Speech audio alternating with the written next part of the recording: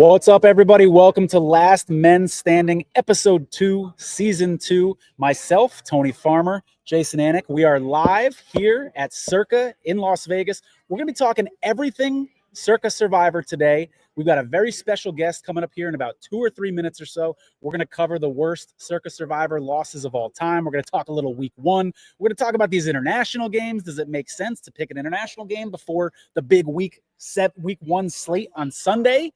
But first, Jason, how are you enjoying the vibe here on Radio Row at Circa? Dude, unbelievable. Had some great conversations. I'm already learning, and they say surround yourself with people that are smarter than you. And that's why when Tony approached me about doing this show, I couldn't wait to do it. Tony Farmer made me smarter. Last season on Odd Shark, worked together a lot. And I'm telling you, I've told you, Tony, how much I valued working with you. We offset each other a little bit of a ding and dong. So he's certainly going to bring some different handicapping. Wait, am I the ding or the dong? The ding. I'll be the dong. Okay. The dong. But I think we balance each other out and sort of offer some different perspectives on the National Football League. So can't wait to get into this with you. And hopefully, we'll meet some winners here at Radio Row. We hope to be joining them in the winner circle in the not too distant future. Yeah, the vibe is cool. You guys can't see this right now, but Circa has the total entry counts right in front of us. So as that gets updated, we'll let you know. Right now it's at 8,139. So we got a $6.861 million overlay right now.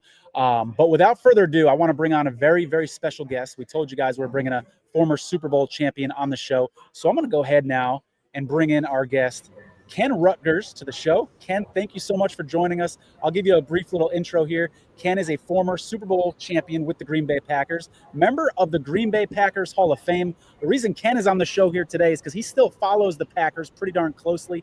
He played with them from 1985 to 1996. He was their left tackle. He's also got a PhD in sociology. I don't know how many people have a Super Bowl ring and a PhD, but that's a very small company that you are in there, Ken. And Ken's a close friend of mine as well. Really, really great guy. So happy to have you on the show, Ken. How's it going? It's going great. Doing well. It's great to be here with you guys, Tony and Jason. I'm excited to talk a little Packer football and just league changes and perspectives overall. So let's get at it.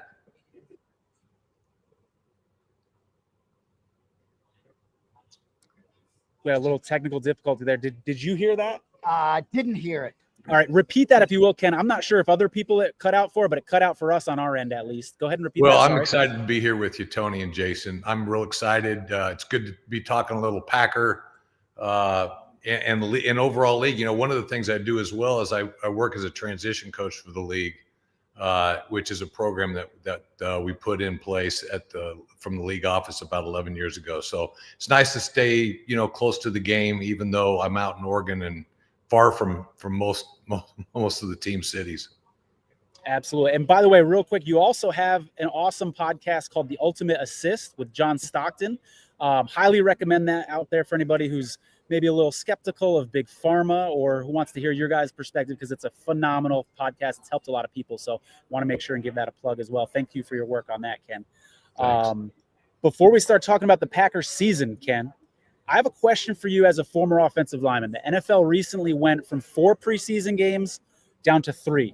If you're still playing in the NFL and you hear that they moved this from 4 games down to 3, I understand there's paycheck implications with the, extra game being added in the regular season. But if you can talk specifically about week 1 preparation, does that bother you at all? Is it a good thing, bad thing? How do you feel about losing a preseason game as we head into week 1 as an offensive lineman? Yeah, I like it. If you're going to add an extra game to the season, I like having one less preseason game.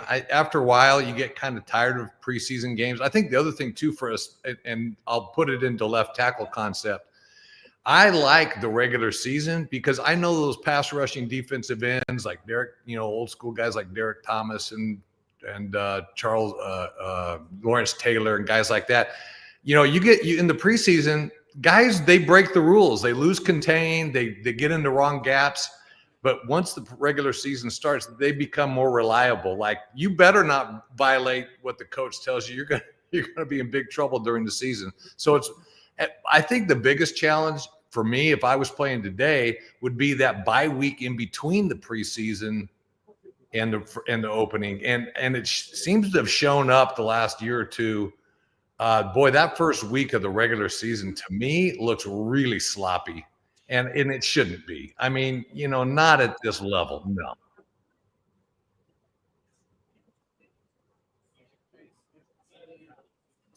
It's a little choppy here. A little choppy here, but I just want to ask you quickly about this division, right? Because NFC North, I mean, it's a tough division, but I think it's kind of wide open, and I think there's so many wild cards and variables. I'm not very high on the Detroit Lions.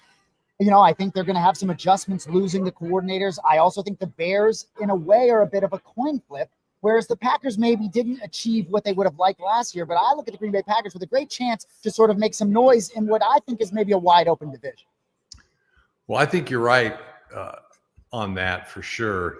I think as we look to the opener for the Packers against the Detroit Lions, I mean, man, it was hard not to want to root for the Detroit Lions last year.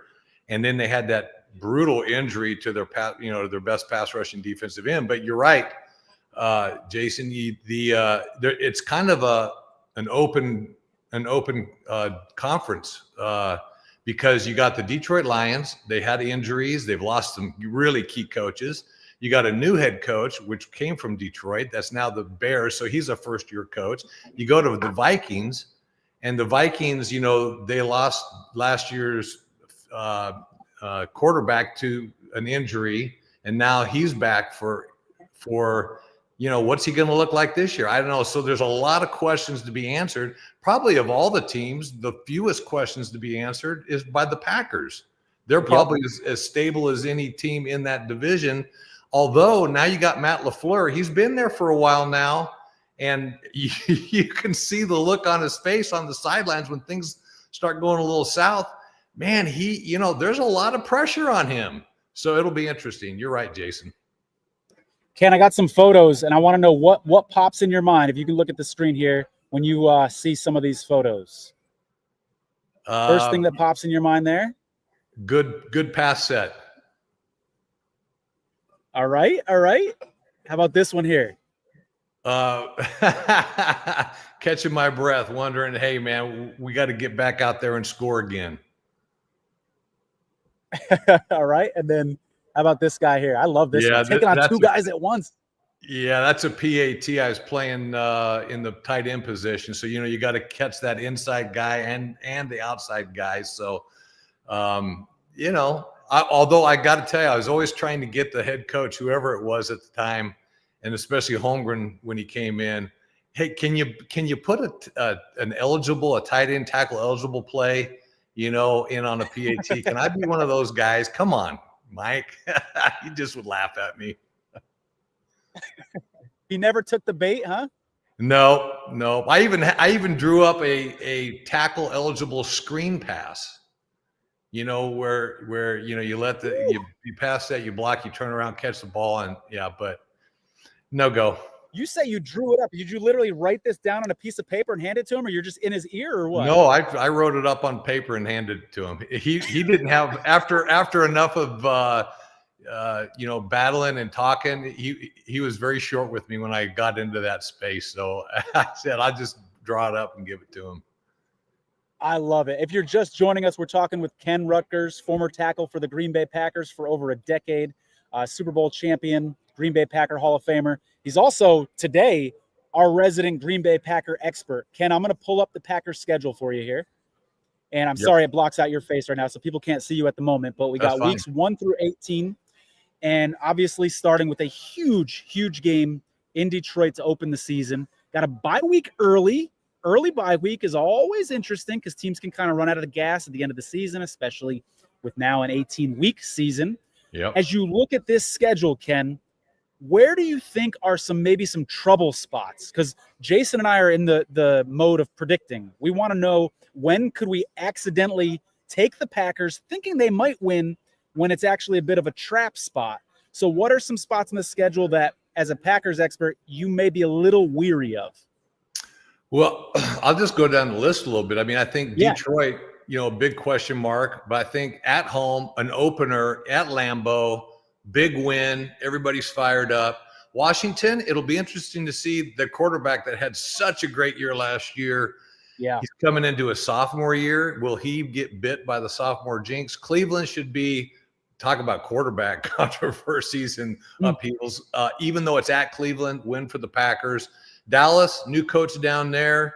Not, even, and I remember when I was playing, we'd go down there when the Cowboys were winning the Super Bowls. Tough place to play, but they're not the same team they were back in the 90s. Cincinnati, I don't know. Arizona, it'll be interesting. Pittsburgh, at Pittsburgh, with Aaron Rodgers as quarterback. A fun game to watch, if nothing else. By that time, by the eighth week after a bye, and I think you're right about maybe being bit by late season weariness by having an early bye week. When I saw that, I was like, ooh, yeah. And so you have to take care if you're a coach not to burn guys out. But it'll, by week 8 against Pittsburgh, both teams will have you'll kind of see where those teams are. Philadelphia, thank goodness, at home in Lambeau. And Philadelphia, to me, in the NFC, they look strong. Yeah. And then you start after the New York game on week 11. But after that, you really start getting in to a lot of interconference. Vikings, Bears twice, Detroit again.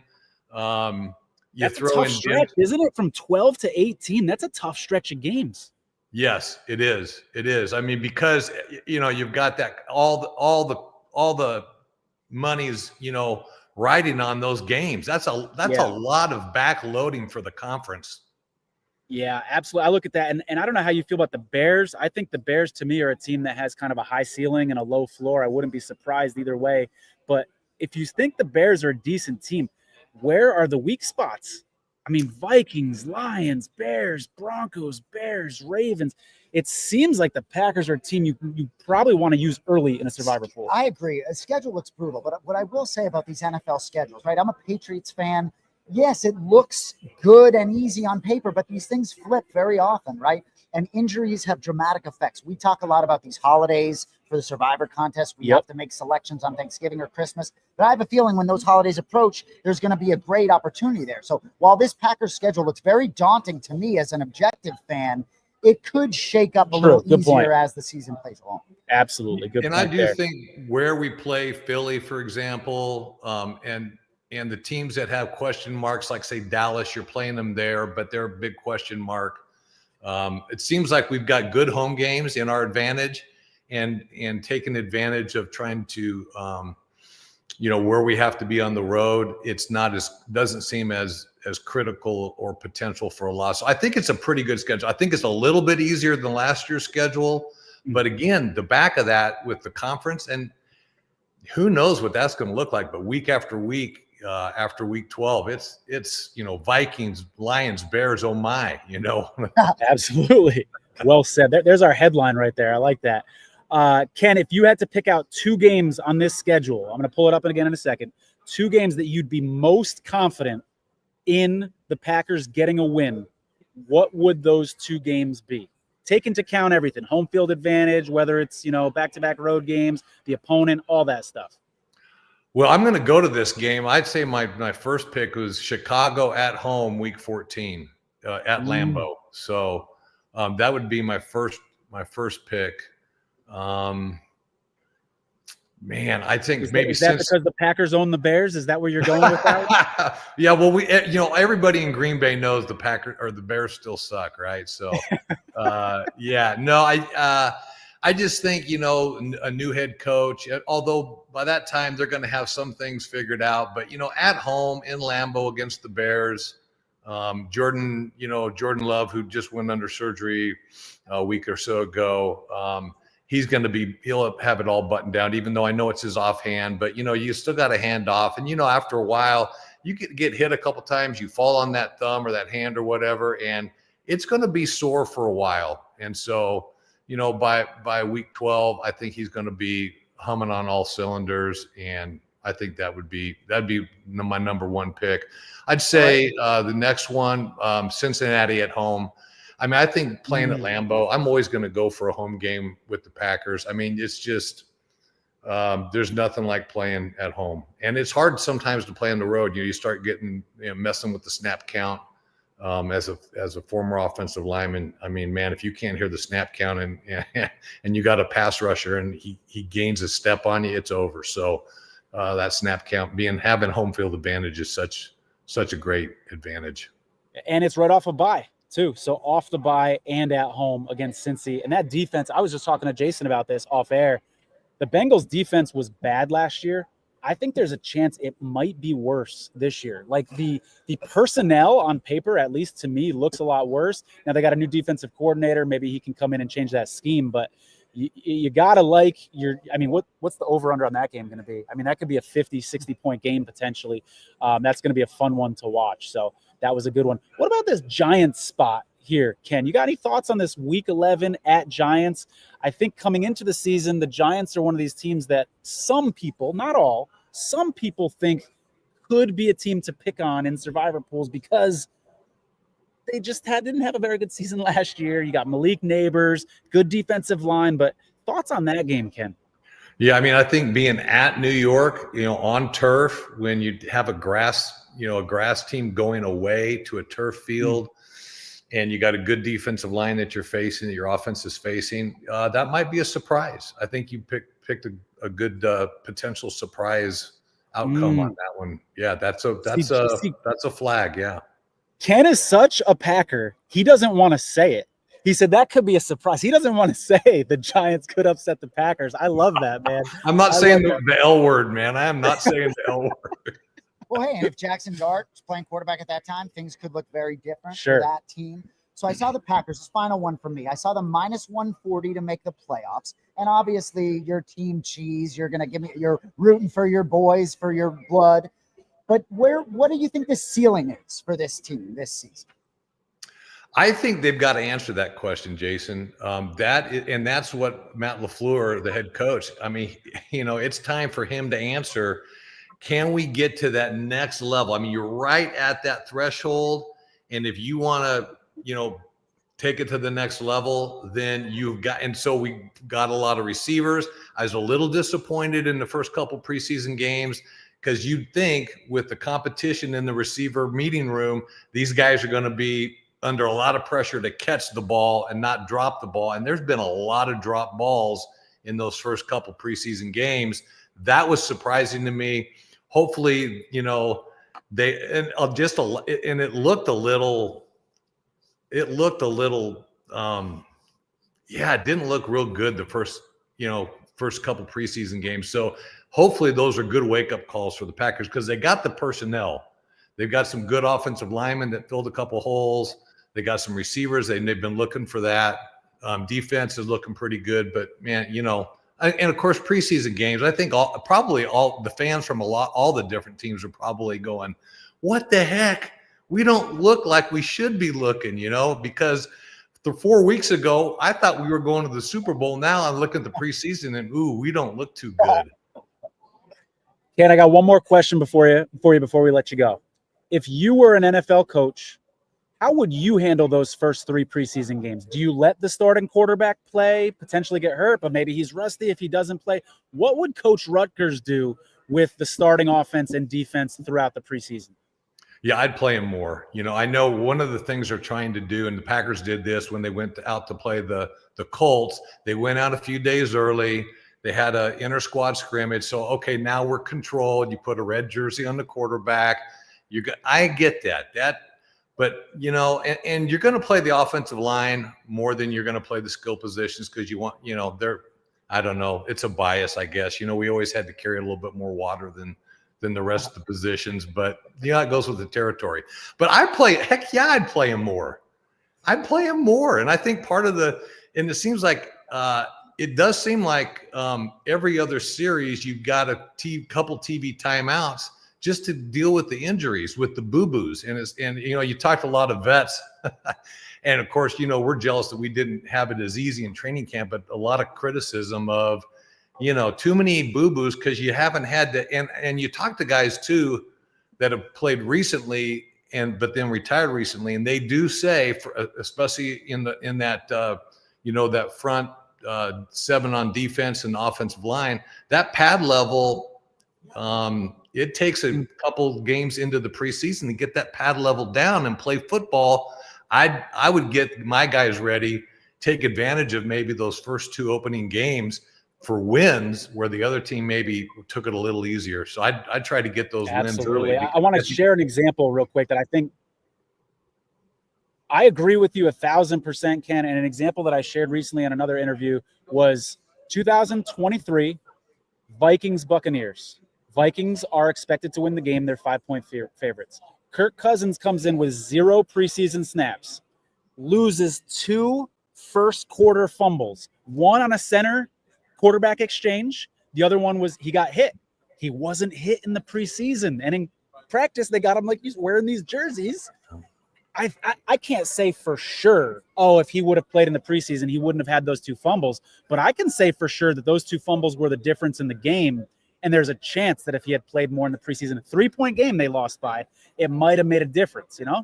Yeah, that's a great example. And so, yeah, to put an exclamation mark on I agree with you. I mean, play the guys at least a little bit longer, play them in all 3 games, maybe a little bit longer in the last one, because you got a bye week in there. And to me, that's about as disruptive as losing the game is missing a week without a game. Couldn't agree more. Ken, you were fantastic. Thank you so much for taking the time today, man. Really, really appreciate you, brother. Thank you, guys. You guys are awesome. Great to be with you. Nice to meet You're the man. Thanks, Ken. Appreciate you.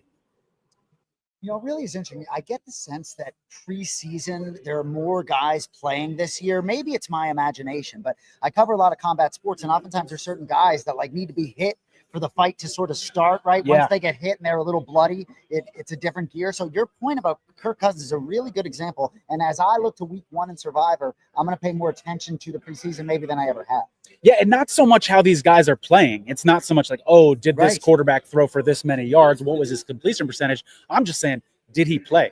Did the starting offensive line get a chance to have continuity? Yep. That's something for week 1 I will absolutely be keeping an eye on. Before we move forward with the rest of our show here, I want to go ahead and give a shout out to Survivor Sweat.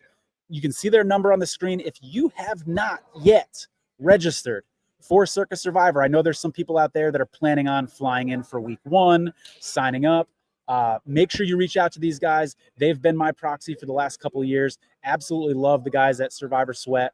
Never made a mistake for me. Great customer service. I love that you can log in and sign up and do your picks online, and you can change them up until the last minute. In other words, if you're paranoid like me and you're like, what if I get hit by a bus later in the week? What if I forget? You can put your pick in early and then change it right up until the deadline. So Survivor Sweat is amazing. Great proxy service. Make sure and check them out. Jason, how much time have you given to thinking about week 1? Oh, no, first of all, let's back up. How many entries did you sign up with? All right. So, oh man, see, this is why I did this, to have this time with you. I feel like I should be paying. I don't know how many. Time with you. This is great. By the way, hold on, back real quick. Jason and I are meeting in person for the first time today as well. We work together on another podcast. So we've had a great morning catching up with each other. And I'm like, there's things I want to ask you, but let's save it for the show. How many entries did you sign up for? And before I answer that, I was just like, Tony and I have a childlike affinity for the National Football League. When I first met him, he told me that week 1 NFL Sunday was his favorite day of the year. And it resonated with me in such a way. And it's almost like a childlike statement. Are you mute? Oh, no, my bad. Go ahead. We're good.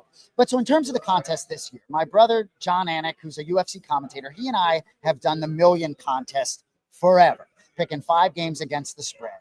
But frankly, it's just so tough to cash. So this year we're going heavy in Survivor. So we have 4 Survivor entries thus far. Okay. 1 Million contest entry because we just couldn't stay away. Okay. But what I'll say, right? I want to give you a quote, what you said on the VSiN documentary, right? So this is a quote from our guy, Tony Farmer, right? He said the same thing to me on the phone a couple weeks earlier. He says, talking about the Survivor contest, I plan on winning this thing one day. And when I win it, I want a documentary that shows the events leading up to one of the best days of my life. And so what I'll say, Tony, is I really believe in your confidence and your manifestation, and I've learned a lot from you over the years. So I can't wait to get into this Survivor contest, right? And so I don't know how many entries I will close with. Okay. But we got 4 for now. And gosh, man, it's like I've thought a lot about week one. We've talked to a lot of guys here. I intend to talk to you a lot. And I'm just so interested to see how I'm going to learn a lot from you with your approach to this, because for me, it's a little bit of a new exercise. So I like that. I'm looking forward to it. You got 4 entries. Are you the sole decision maker? Do you have partners? Talk to me about that. So our entries, it's really a nice benefit for me. Our entries have been funded by John Anik Enterprises, right? So I have final say, yet don't have to come up with a lot of the paper, which is good. That's the dream. But John and I are identical twins. We have control of both entries. I think he's going to have more control over the million entry with the 5 games against the spread. In terms of the Survivor, though, he really has strong opinions, right? So it's 50-50, you can be sure. Tony and I are probably going to have a joint entry. I've made it clear to Tony that I want him having 51%. I want, if we are battling head to head, I want to be able to say, all right, Tony, all you, brother. But no, so John and I will be 50-50. But gosh, man, it's like, given the carnage that week one sometimes presents, I'm just hoping to get through to week 2 with a few of these, at least 3 of the 4 in play. You mentioned that carnage last season, 34-ish% of people knocked out on the Bengals. I think it was 2022 where literally 50% of the pool, maybe slightly more, was knocked out in week 1. There's excitement, but there's also a little bit of anxiety about week 1 because there's so many unknowns. How is this new head coach going to do? How is this new coordinator going to do? Is this offensive line, has it gelled in time, etc.? And so I have a question for you, Jason. Yes. Knowing that Sunday of week 1 is so uncertain, will you consider a play on the Eagles, Chiefs, Chargers, or Cowboys, because you could potentially rebuy if you lose? You get that second life. You got to pay for it. Yep. But are you interested at all in any of those 4 teams? I am. And my brother absolutely loves the Eagles here in week 1, Thursday night, right? You get one in, and then you can enjoy NFL week 1 knowing that you've made it through in Survivor. We talked a little bit earlier about teams hoisting banners and how they perform. The Chiefs hoisted the banner last year against the Baltimore Ravens. Competitive game. They emerged victorious 27-20. Prior 2 seasons, teams hoisting the banners lost outright. I really like Philadelphia a lot against Dallas. Dallas is such a wild card to me, though, and is such a talented team that it gives me pause. And there he is, Bob Renfro, making an appearance. Yes, Bob, representing the New England Patriots. You can be sure, but great to see you. Greetings to you too. So yeah, I really like the Eagles. They're a 7-point favorite right now. We've talked a little bit about the Broncos, who are the heaviest favorite on the board against the Tennessee Titans and Cam Ward, number 1 overall pick. But yeah, I'm strongly considering the Eagles. And Tone, as I sort of shift this back to you, right?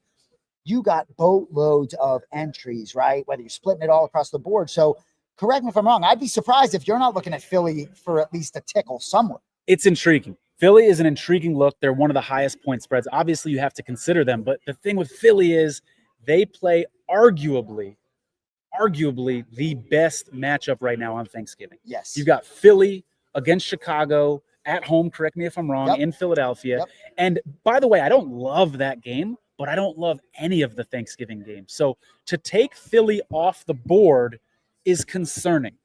I agree. On Thanksgiving. However, if you have multiple entries, if you've got 10 entries, the idea of putting 1 or 2 on Philly, I think, is a lot more reasonable. I agree. Dallas still scares me to a certain extent, and we could spend a lot of this episode talking about the holidays, because the fly in the ointment that these holidays throw in this Survivor contest. Yeah. Thanksgiving and Black Friday, you have 4 games. That's its own week. Christmas Day, 3 games. It's its own week, right? So when you look at the Thanksgiving Day games, yes, the Eagles may be the heaviest favorite on paper as of today. But gosh, Caleb Williams and Ben Johnson by Thanksgiving, I think could be in a totally different conversation. Injuries too, right? Could be injuries on any of those teams. Yeah. And I will say, I think the Lions are going to have some challenges this season. And I may be on an island there. I think it goes one of 2 ways. I've heard people that think have a lot of confidence in Dan Campbell's ability to sort of adjust without the coordinators. And we're just given a lot of the variables and losing some of their players. But I really believe in this Packers team. So the Packers at the Lions on Thanksgiving, believe it or not, is a game that I'm considering, because as I look at some of these teams, you have the Lions on both Thanksgiving and Christmas Day. If I'm not a believer in the Lions, that potentially could be an opportunity. But speaking of opportunities, missed opportunity on my part. We should have asked Ken about that Thanksgiving game, Packers-Lions. Bummer. I'll have to ask him offline. I'll let you guys know what he thinks. Hey, before we move on, I want to hear your thoughts in the comments. Are you considering the Eagles, the Chiefs? The Chargers are interesting. I like them a lot more before they lose their tackle. But if you can get by week 1 with the Chargers, I don't see a ton of options where I love the Chargers later in the season. I want to fall in love with the idea of using the Chargers week 1. I don't think I'm going to be able to quite get there, though. However, it's always tough to take a dog week 1 that doesn't feel good if you got multiple entries, though. Well, and gosh, I mean, the Kansas City Chiefs really would like to get that Super Bowl taste out of their mouth in week 1. I'm not saying I would consider the Super Bowl hangover, though. Maybe it's a Super Bowl you. hangover. I don't know. Well, in terms of the Survivor, as we look at the board right in front of us, give me all of this at Circa, but that's a game I lay off. Chiefs, Chargers, even though I may like to get ahead on the field, because you can do that sort of, you give one back, right? Where you can re-enter Saturday morning. Yep. It is an option.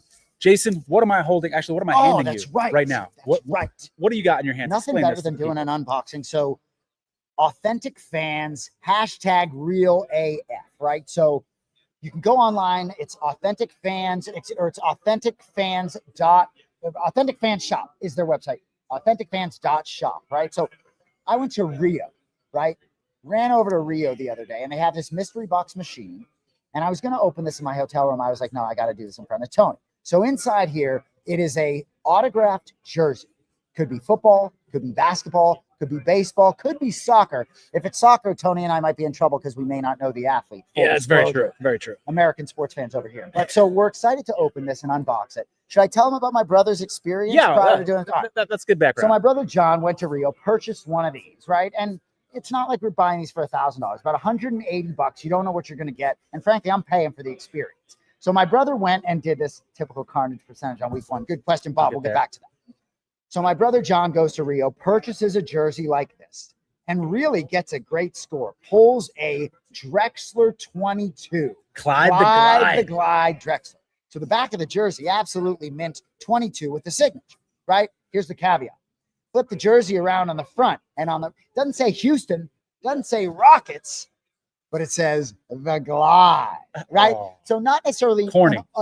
Right. So not necessarily an authentic jersey, but pretty dope. I think these are designed to be displayed in a case. And don't get me wrong, his Drexler jersey will look good, and no disrespect to authentic fans here, but just as a caveat, know that the front of the jersey may not move the needle as much as the back. Fair enough? Fair enough. We don't know who's getting this, but it's not me and it's not Tony. It's one of you guys watching right now. Throw something in the comments. Tell us how much you want this jersey. We don't know yet. Maybe someone walking by is going to get this. But if you're watching online, great chance we're going to be who knows, maybe week 1. We haven't decided yet how we're going to get rid of it. A last man standing follower is going to get it. Unless it's a 49ers player, then I might just be able to. All right, you're going to get solo layout here. All right, unbox this for us, Jason.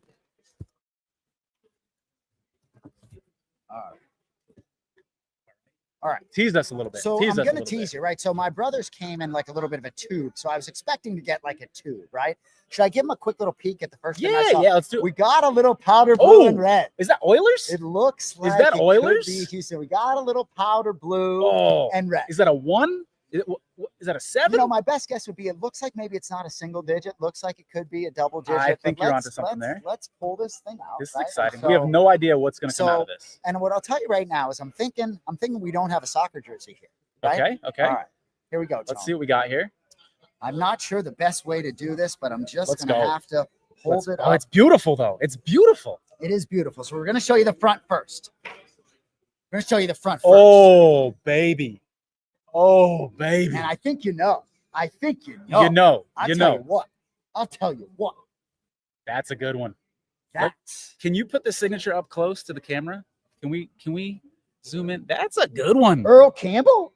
That's a good one. Come on. So this is going to somebody out there. How about that? Earl Campbell, hopefully a guy that's old like us that knows, but that's a pretty good pull. That's a great We're glad we got an NFL jersey. pull. Let's go.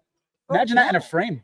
And Earl Campbell, I mean, that's before our time a little bit. Yeah. Yeah. That's it's stitched too. That's a good looking jersey. Nice pull. All right. So someone is getting the Earl Campbell jersey. We don't know who. We don't know how you're going to end up with the Earl Campbell jersey, but one of you is actually going to get this signed Earl Campbell jersey. Oh. We got to do more of these. That was fun. Unbelievable. That was fun. Good stuff. All right, we got a little comment here. Maybe Bob Renfro deserves this jersey. Huh? He's a very might make it loyal. work He's a for it, very Bob. loyal listener. Yeah, He guessed likes Warren it. Moon. Oh. Bob guessed Warren Moon. Yeah. We had a couple guesses for Warren Moon.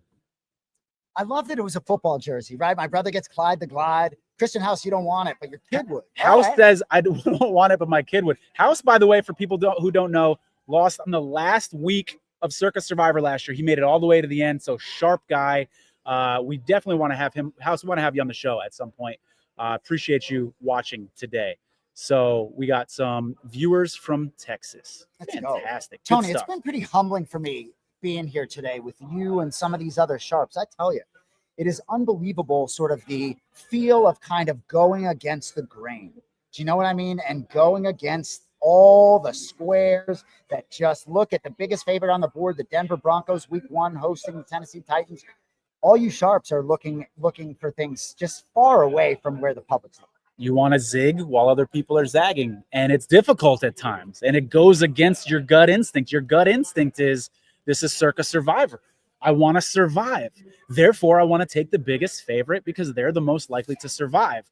But as we talk about, zigging while other people are zagging is important. No, I'm not saying in my entries I'm going to have 0 entries on the Denver Broncos, but I do think it would be a mistake to put all entries on Denver Broncos, or if I had one, it wouldn't go on the Broncos, because I do think it is important to try to, I would say, be on an island, but let's be real. Week 1, there are no islands because it's just the way it is. Last year, 31 of 32 teams were selected week 1 in Circa Survivor. So it's tough to find an island, a true island week 1, but you do want to try to not be where everybody else is. What are your week 1 thoughts right now? You got 4 entries. If you had to make a decision right now, are you willing to share what you might do with those 4 entries, or is your mind still not made up yet? I am. So what I'll start with is, I'll tell you, I no longer like the Washington Commanders at all. That was a team I was considering slightly. Hosting the Giants, 6 points is the spread, but I hear a lot of rumblings. My guy Tone maybe has some love for them. And Adam Shine, who is very tapped into the NFL of Mad Dog Sports Radio and very tapped into the New York Football Giants, he likes the Giants to win outright. I try not to tune in too much noise, but with certain individuals that are tapped into organizations, I pay a little bit of attention. Good point. 3 teams I'm looking at right now. Eagles, I absolutely love the Eagles to hoist that banner and find a way to beat the Dallas Cowboys, led by Brian Schottenheimer. I really like the Bengals to not fall victim in week 1. I will be fading the Cleveland Browns no matter how good that defense may be. You know, starting Joe Flacco and given that whole quarterback room, it almost feels like the beginning of a tanking situation. I don't believe Flacco is going to do what he did a couple years ago, making some miraculous run. So Eagles, Bengals, and you can be sure one of my 4 entries will be on the Denver Broncos for 2 reasons. Number 1, I really don't believe in the Tennessee Titans coaching staff. And number 2, I don't think I'm going to want to use the Broncos necessarily too many spots later in the year. And I want to just bring one thing to you from X at Easton Freeze, who covers the Tennessee Titans. A few days ago, Tennessee Titans practice got physical. Cam Ward's and Jeff Simmons. There was a red zone drill. Ward hit Calvin Ridley for a really nice corner touchdown. Offense was all excited. Ward went up, gave Simmons a shove in the back. They hit him. Sometimes this can be a good thing, and I like a little contention leading into the regular season. But as I look at this game, gave me a little bit of pause. So I do think those are sort of the 3 tone, if forced to give you, that I'm looking: Eagles, Bengals, Broncos. All right, let me push back a little bit on the Bengals, okay? I don't know how many people out there saw the Circa Survivor documentary, but one of the points that was made in there was you want to pick a team that you can feel okay at night sleeping if it loses.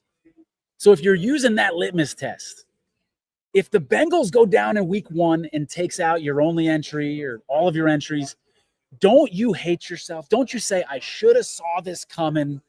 They've done this to me week after. The Bengals start slow. We know that's what they have historically done.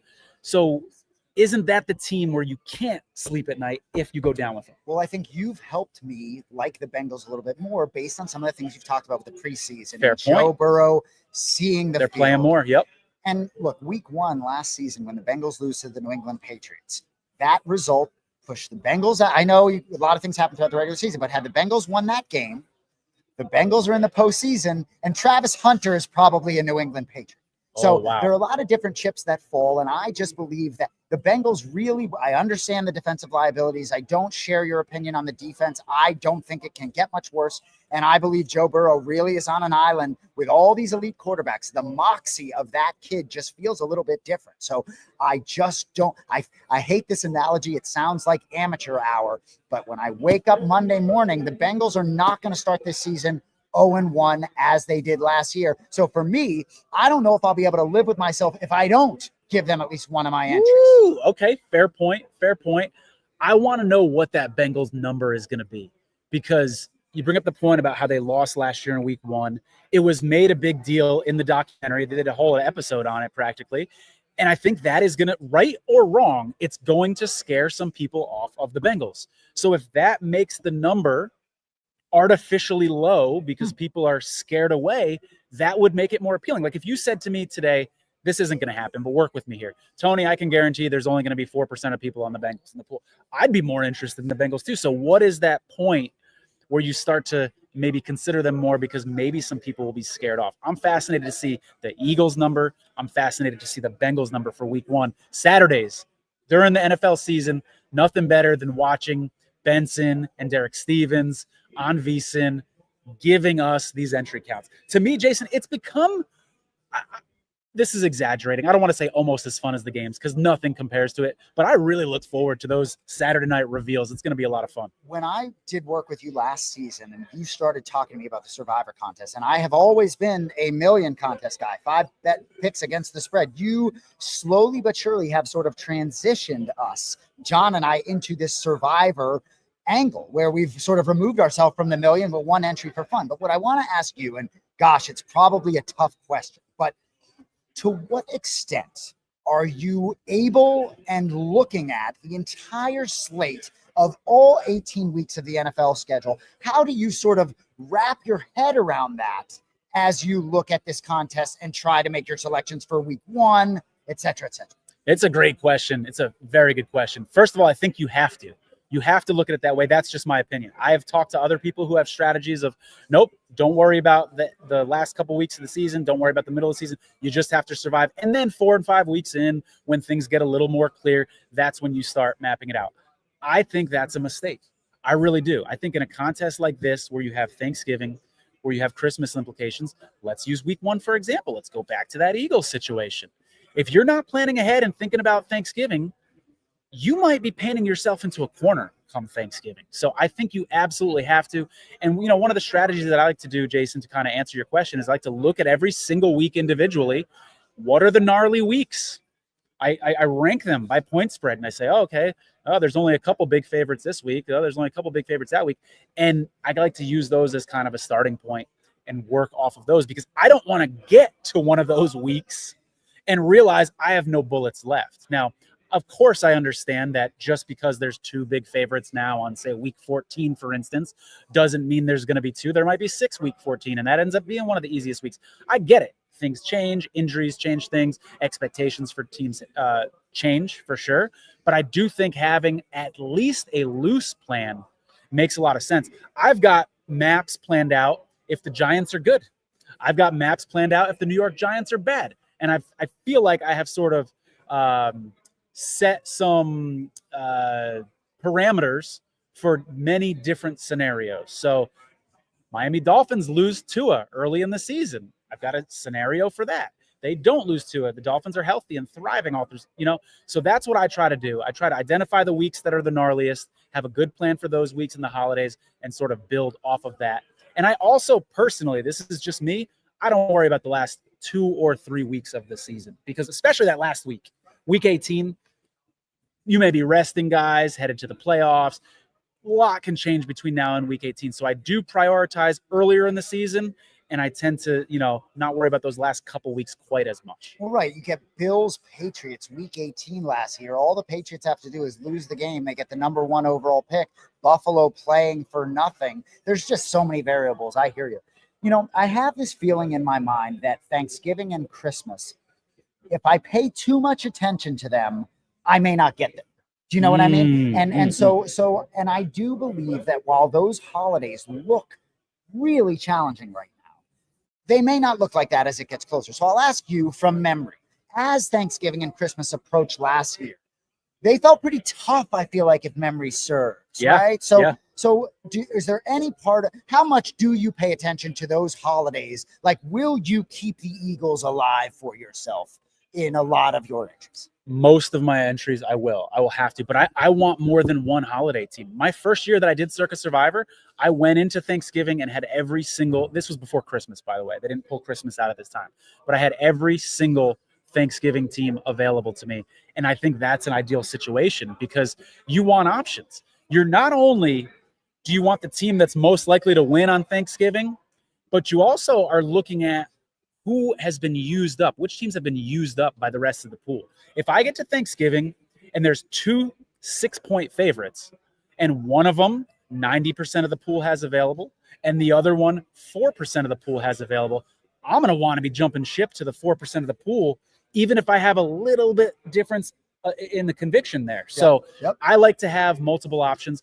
I talked about how I think the Eagles against the Bears are probably, in my opinion, the best matchup on Thanksgiving. Jalen Hurts goes down. Maybe I want to take the Bears. I mean, things can change quickly. So I think even the underdogs on holidays, personally, I like to try to save as well.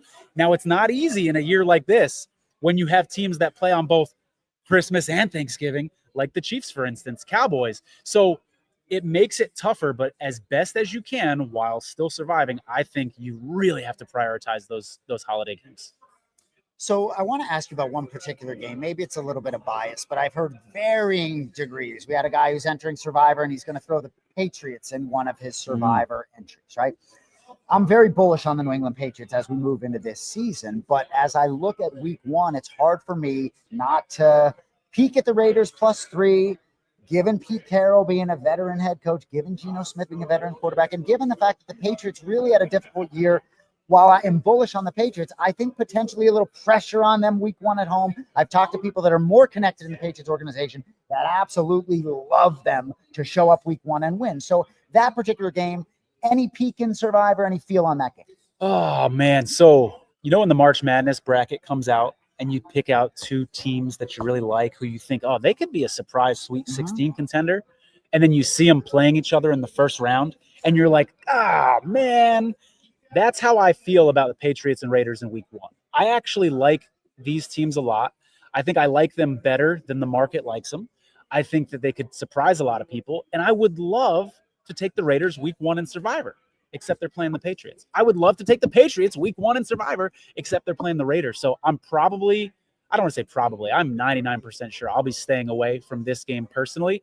But you're our resident Patriot expert. If you want to try to sell me, well, I know you said you like the Raiders a little bit too. So maybe you can sell me on either side, maybe the Raiders side. And so I guess it comes back a little bit to the conversation about noise. And my friend Andy Gresh, who's tapped into the organization in a way that I am not, just thinks Patriots blowout. And that makes me at least sort of entertained. Gonna listen. Yeah. I just expect a competitive football game. You were talking about Panthers Jaguars, right? Which is another 3-point spread. I would love to look back at certain week 1s and see a lot of really close games here, a lot of unknowns, but that's another opportunity there where Panthers Jaguars, is that another layoff for you in terms of the Survivor? I'm going to sound like a broken record, but exactly what I just told you about the Pats and Raiders, I feel the same way about those 2 teams. I like the Panthers. I like the Jaguars. I would lean Jaguars in that one, but I think people are really sleeping on the Panthers. They had a lot of injuries last year. Remember, their best defensive tackle, Derek Brown, goes down first game of the season. Yep. Adam Thielen missed a whole bunch of games. And Bryce Young, how about this stat? 10 touchdowns, 0 interceptions to end the season. A couple of those were rushing touchdowns, but he looked good. They were holding their own against the Eagles. They were holding their own against playoff teams. And I think this Panthers team could be dangerous. So I love the Jaguars, though, with Liam Cohen. Well, and Ted probably McMillan, stay away. Great. God, yeah. So the Panthers, he was benched last year, right, for Andy Dalton, right? And I think that really was beneficial. Yep. I think that that little respite, sort of taking a step back, benefited Bryce Young tremendously. We've talked a little bit about Steelers Jets. One thing I say to you often is when you do a podcast like this, and you're sort of broadcasting to your competitors. How do you walk that line in terms of what you disclose, what you don't disclose? And you told me you're sort of maybe a little bit more close to the vest as the season goes along. Yeah. So as you look at the board, are there any games that maybe are close lines where you have a strong feel that you're willing to sort of release that information today? Yeah, for sure. So the first part of your question, it is an interesting tightrope to walk. I will be a lot more open early in the season. Hey, if we get to week 15 and there's 12 people left, you're probably gonna be doing a lot of the talking on this podcast. You know what I'm saying? But early in the season, I'm a little bit more open for sure. I'm looking up at the board here. Circa is awesome. They've provided us with the odds board for week 1 right in front of us. We've got the overlay right here for Survivor and Millions in front of us. So I'm looking up at the board. Miami, Indy, and Jets Steelers are games that if I can pick a winner for one of those 4, I'd feel really good going into week 2 because I don't have a solid plan of I want to use one of these teams in this spot moving forward. You know what I'm saying? Yep. So Yep. Dolphins, it's an interesting case. You got Mike McDaniel on the hot seat. Dolphins offense looked really good to start the season. I'm a little weary of teams that have really good offenses in week 1 because we sometimes see that the defenses are ahead of the offense week 1. I liked the idea of sneaking by with Miami when it wasn't Daniel Jones as the starter, Bingo. when it was Anthony Richardson. Now that Daniel Jones is in, I don't think I can take the Dolphins. Yeah, man, I Week totally 1. agree. And it's not that Daniel Jones is, wonderful, but Anthony Richardson, I was looking forward to fading him week 1. Yeah, well, Anthony With an Richardson entry or gives you two. a great chance to lose the game, and Daniel Jones does give you a better chance to win, which is why the organization's gone that route. I mean, a lot of people think, I know Anthony Richardson's young, but a lot of people think, dude is not long for this league. Yeah, and here's the other thing, too, about Daniel Jones. He's looked bad behind a really, really bad offensive line in New York. But before they got Malik Neighbors, I mean, no weapons. You name me a couple wide receivers for the New York Giants 2 years ago and 3 years ago. So now that he's in a better situation in Indianapolis, again, I'm not saying he's going to be great, but it's something to consider that he could look better and at least look adequate on a Colts team, which is okay. And if you go up, you take an okay team at home against a team that relies on its offense, and maybe that offense is sluggish to start the season, that's probably gonna get me off Miami. But again, in terms of mapping out your season, I don't think the Dolphins are gonna have a winning record, which is why I love the idea of using them week 1 in Survivor and maybe getting through with them, because you'll feel like a king if you can use Miami week 1 and still be alive in Survivor on week 2. But it is extremely risky, in my opinion. So we've talked a little bit about looking to fade teams, right? That it's like, hey, if you go against the New York Giants or the New Orleans Saints every week, right? A different team every week. But so I want to ask you about the Cleveland Browns in particular, right? Because this is a team that I'm looking to fade this season, right? I think putting in Joe Flacco almost looks like a tanking move to me. I didn't like what I saw out of him last year in Indianapolis. So I have great respect for that defense. So I guess handicapping the Cleveland Browns this season, what are your thoughts? What do you expect for this team week 1 and overall? Yeah, I want to take a little bit of a wait and see approach with the Browns. I think about them in terms of a matchup team, in terms of they've got a good defensive line. And if they go up against a team with a really bad offensive line, like a good team, an above average team that struggles with its offensive line, like Seattle. I don't know if they play Seattle this year, but you get my point. A team like that, I think that they could cause some trouble. It's a great example. Think about last year, week 2, when the Raiders upset the Ravens. The Raiders had a good defensive line, not just Crosby. The Raiders had a good defensive line coming into that game, and the Ravens had sort of a newish offensive line, talented, but hadn't quite gelled yet. And so you can see from a matchup perspective how that could be an intriguing spot where the Raiders might step up and do something. I'd be careful fading the Browns this year. Fade them for sure, but against teams with bad offensive lines, I'd be a little cautious.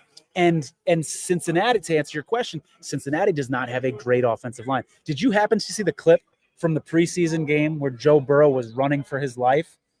No. He looked like Lamar Jackson in a bad way. He was like running around, and his offensive line, like one of them, he literally threw his hands up in the air, and he's just like, So bad offensive line against a team with a good defensive line. That's one of the things probably going to keep me off of Cincy. I don't know. I may have an entry or two on Cincy week 1, but I won't be stocking up on Cincy week 1. I'll tell you that. So you've done really well in this contest over the years, right? And as I look at this contest, I feel as though if I can get to week 2, it can really sort of crystallize. So two-part question. I know you laugh. So I want you to talk a little bit about what it's like sort of getting through week 1 and week 2. And then I also tell us a little bit about sort of some of your runs in the past. I know last year was a very noisy, long run for you. Yeah, I'll bring you through. I'll try to be as brief as possible. My Survivor run. So 2021, my first time in Survivor, made it to Thanksgiving, lost with the Cowboys on Thanksgiving to the Raiders in overtime. That hurts. After that game, there were 40 people left in Circa Survivor. So that entry went pretty far. That was devastating to lose in overtime in a game like that. Next season, 2022, bad. I lost all but one of my entries on week 1. Bears versus 49ers took me out week 1. Awful. And then I had one entry left that lost maybe even the next week or week 3. Following season. Let me interrupt you. So that was you on the 49ers. Yes. So that was double-edged because Tony's a 49ers fan. Sloppy game. By the way, I learned something that week. Be wary of Circa Survivor games with bad weather, folks. That's something to keep in mind as the season goes along because weather can be an equalizer for bad teams. So keep that in mind. Following season, I had 2 entries left of the final 80. There were only 3 or 4 people who had multiple entries left. I was one of them. 2 entries left in the final 80, and both of my starting quarterbacks got hurt the same weekend. So Kenny Pickett goes down for the Steelers. They might have lost that game even if they had Pickett anyways. But now I've got the Jaguars Monday Night Football against the Bengals. Christian Kirk, first offensive play of the game for the Jaguars. 40-yard completion, gets up limping. He's out for the game. Trevor Lawrence goes down in the 3rd or 4th quarter. He's out for the game. Guess what, Jay? We're still going to overtime, even though I've lost my starting quarterback and my number 2 wide receiver. We go to overtime. C.J. Beathard, backup quarterback for the Jaguars, throws a bomb from the 50-yard line, caught right around the goal line, 1-yard line. That's right. Holding, bring it back. That was a particularly devastating loss for me. And then last season, partner of mine, who I had equity in his entry, gets to week 17. We take the Colts against the Giants. Colts are still alive for the playoffs. The Giants, everybody's saying, are going to be tanking for a draft pick. Drew Lock comes out and throws 4 touchdowns. Ran for another touchdown, by the way, against the Colts to knock me out in week 17. So have had some deep runs, almost got into the promised land. And honestly, it just makes me hungrier because I know I can do it. I know I can get there. Just need a little bit more luck. You know? In a spot like that, Drew Lock, right? See, that's the thing. It's like all these guys that punch their ticket to the big leagues have it in them to have a day. And the game of his life. Brutal. Yeah. So when you're watching that game, like how vocal are you when you're home watching this, right? Because I got little girls upstairs asleep, so I'm biting my tongue. But I can imagine the reserved Tony Farmer that I know is a maniac when he's watching some of this stuff. I'm watching the game alone, and I'm watching the game. I have an urn with a buddy of mine's ashes, or in the urn. And his name, Dan Donahue III, is what my entry name in Survivor is named after, DD3's Revenge. So it's me and Dan watching these games together. I'm alone in the room, but I've got him with me, and I'm screaming, I'm yelling, all sorts of obscenities. That was a particularly tough game to watch because the Colts were never really in charge in that game. Yeah. The Giants just got ahead, but then the Colts would tease you, and then they'd tie it up. They'd get close to tying it up, and you kept getting your hopes up. You're like, oh, this is where they're going to turn around. The Colts are the superior team, and it just never quite happened. And Malik Neighbors, I don't remember what his stats were for that game. Yeah, he blew up. Yeah. So in hindsight and in retrospect, isn't that just a bad beat? I mean, do you look back and think to yourself, I mean, obviously this woulda, shoulda, coulda, but it wasn't a bad handicap. I mean, looking back, obviously, I wish I had taken the Bucs that week. Right. Obviously, because we had the Bucs available, planning on using the Bucs for the following week. I really do feel like it was a bit of a bad beat. I feel like I made the right EV play, and I got beat on the river. by, you know, a 2-outer or something like that, Mhm. to use a poker term. So Yep. I feel like the strategy was there. We just tough luck. And the Colts decided not to show up that day. And Malik Neighbors had himself a day for sure. But hey, maybe there's some sharp people out there who'll say, no, Tony, you made the wrong move. And here's why you never should have taken the Colts that day. I really felt like our strategy of taking the Colts that day and then the Bucs the following week was sound, but it is what it is. Hey, before we move on, Jason, we've got a very special sponsor that I want to tell people about. Absolutely love these guys over at Race Oracle. We're a growing podcast. We're just starting, and I love that they have entrusted us. They are sponsoring our show. We can spread the message about their great product. Go ahead and tell folks a little bit about Race Oracle. Let's go. Really appreciate everyone at Race Oracle. Excited to work with you and get back into the horse racing game a little bit. I love it. Live down in Florida, Gulfstream, not too far away. Racing fans, if you want an edge at the track, you need Race Oracle. This subscription service uses advanced AI modeling built on over 200,000 historical races, crunching hundreds of data points from weather and track conditions to jockey history and speed ratings. Race Oracle gives you proprietary win percentages, Kelly betting strategies, and live odds tracking covering every race in North America plus the UK and Ireland. So you can bet with confidence around the clock. Don't guess, predict smarter. Subscribe today, raceoracle.com, and start betting with data, not luck. All right, you are now our ad read guy I because got you are you. way better than that at me. Well, But that's what my brother does, is read promos all day while the other guys are calling the action. Go ahead. you've learned a little something. Here's some screenshots though from Race Oracle. I pulled this up today. All these tracks from the U.S., Ireland, etc. And what I like about it, see the little optimal Kelly bet in the middle of the screen? You put in your bankroll. And if your bankroll is $200, it might say your optimal bet is $1.82. If your bankroll is $5,000, it's going to give you customized information for how much they think that you should bet on a particular horse. It gives their percentage likelihood using AI that horse is going to win. So I've not historically been a horse better, but since being on this app, I'm like, I think I'm going to try the ponies a little bit, you know? Absolutely. And they got recommendations here for top exacta combos based on the math as well. So head on over to raceoracle.com, check them out. Whether you're a horse bettor or whether you're horse betting curious like I am, they're a fantastic product, and we really, really appreciate their support for sure. Let me ask you a question. Yeah. And you don't have to, and I guess it seems like I'm asking this from my specific perspective, but it is a little bit different. And your Survivor story this year will be far different than mine. Not going to get into specifics, but just certainly going to be a lot of action, right? So, but you know that I have 4 entries, right? So if you get some random guy in the street coming up to you, say, hey, Tony, I got these 4 Survivor entries. Do I go all one on a one team? Do I go 2 and 2? Do I spread it all over the board? I know it's a loaded question. I know there's a lot of successful people that go all sorts of different ways, but generally speaking, any advice for a beginner in that spot? It's a good question. We've seen people have success going all in on one entry if you've got a lot of conviction and you feel good about it.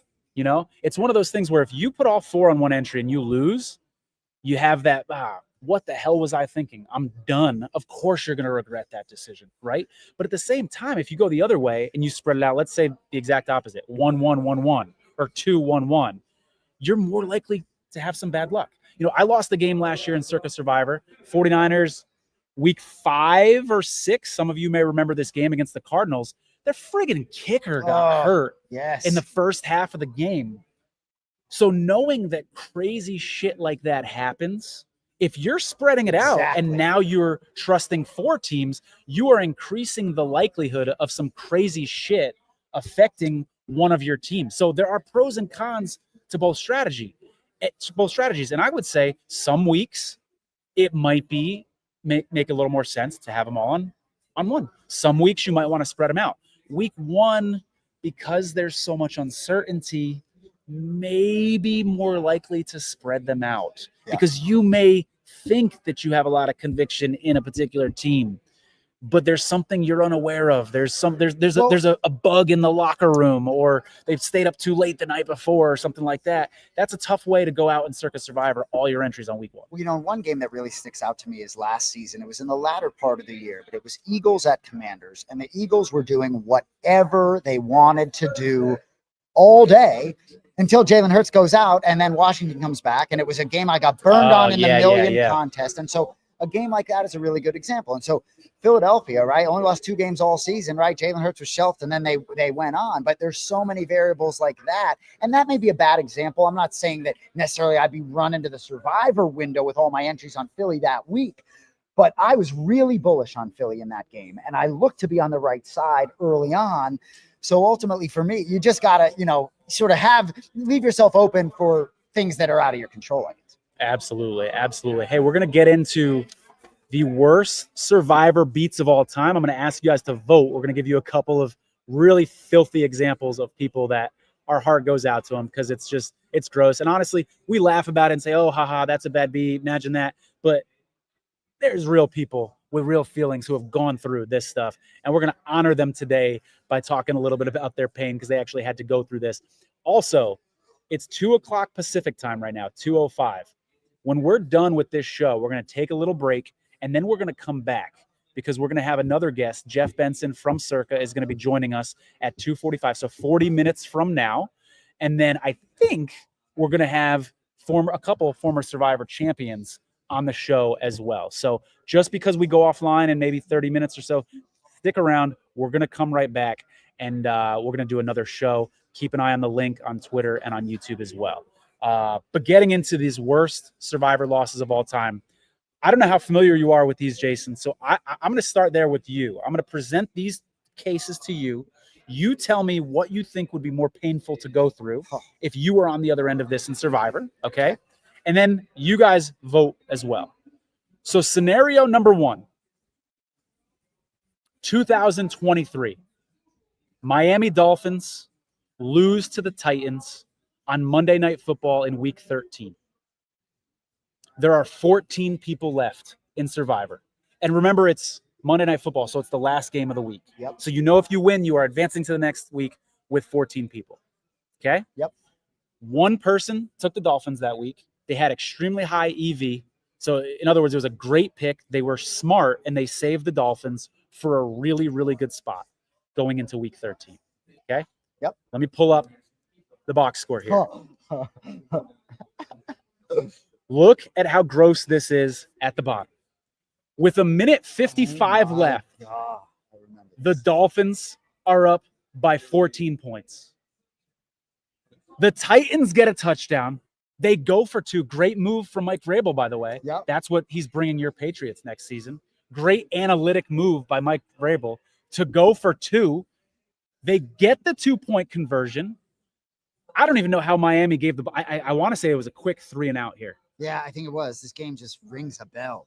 How confident do you feel, Jason, being up by 2 touchdowns with 2 minutes to go, and you think you're going to advance with 14 people left in Circa freaking Survivor? It's unbelievable.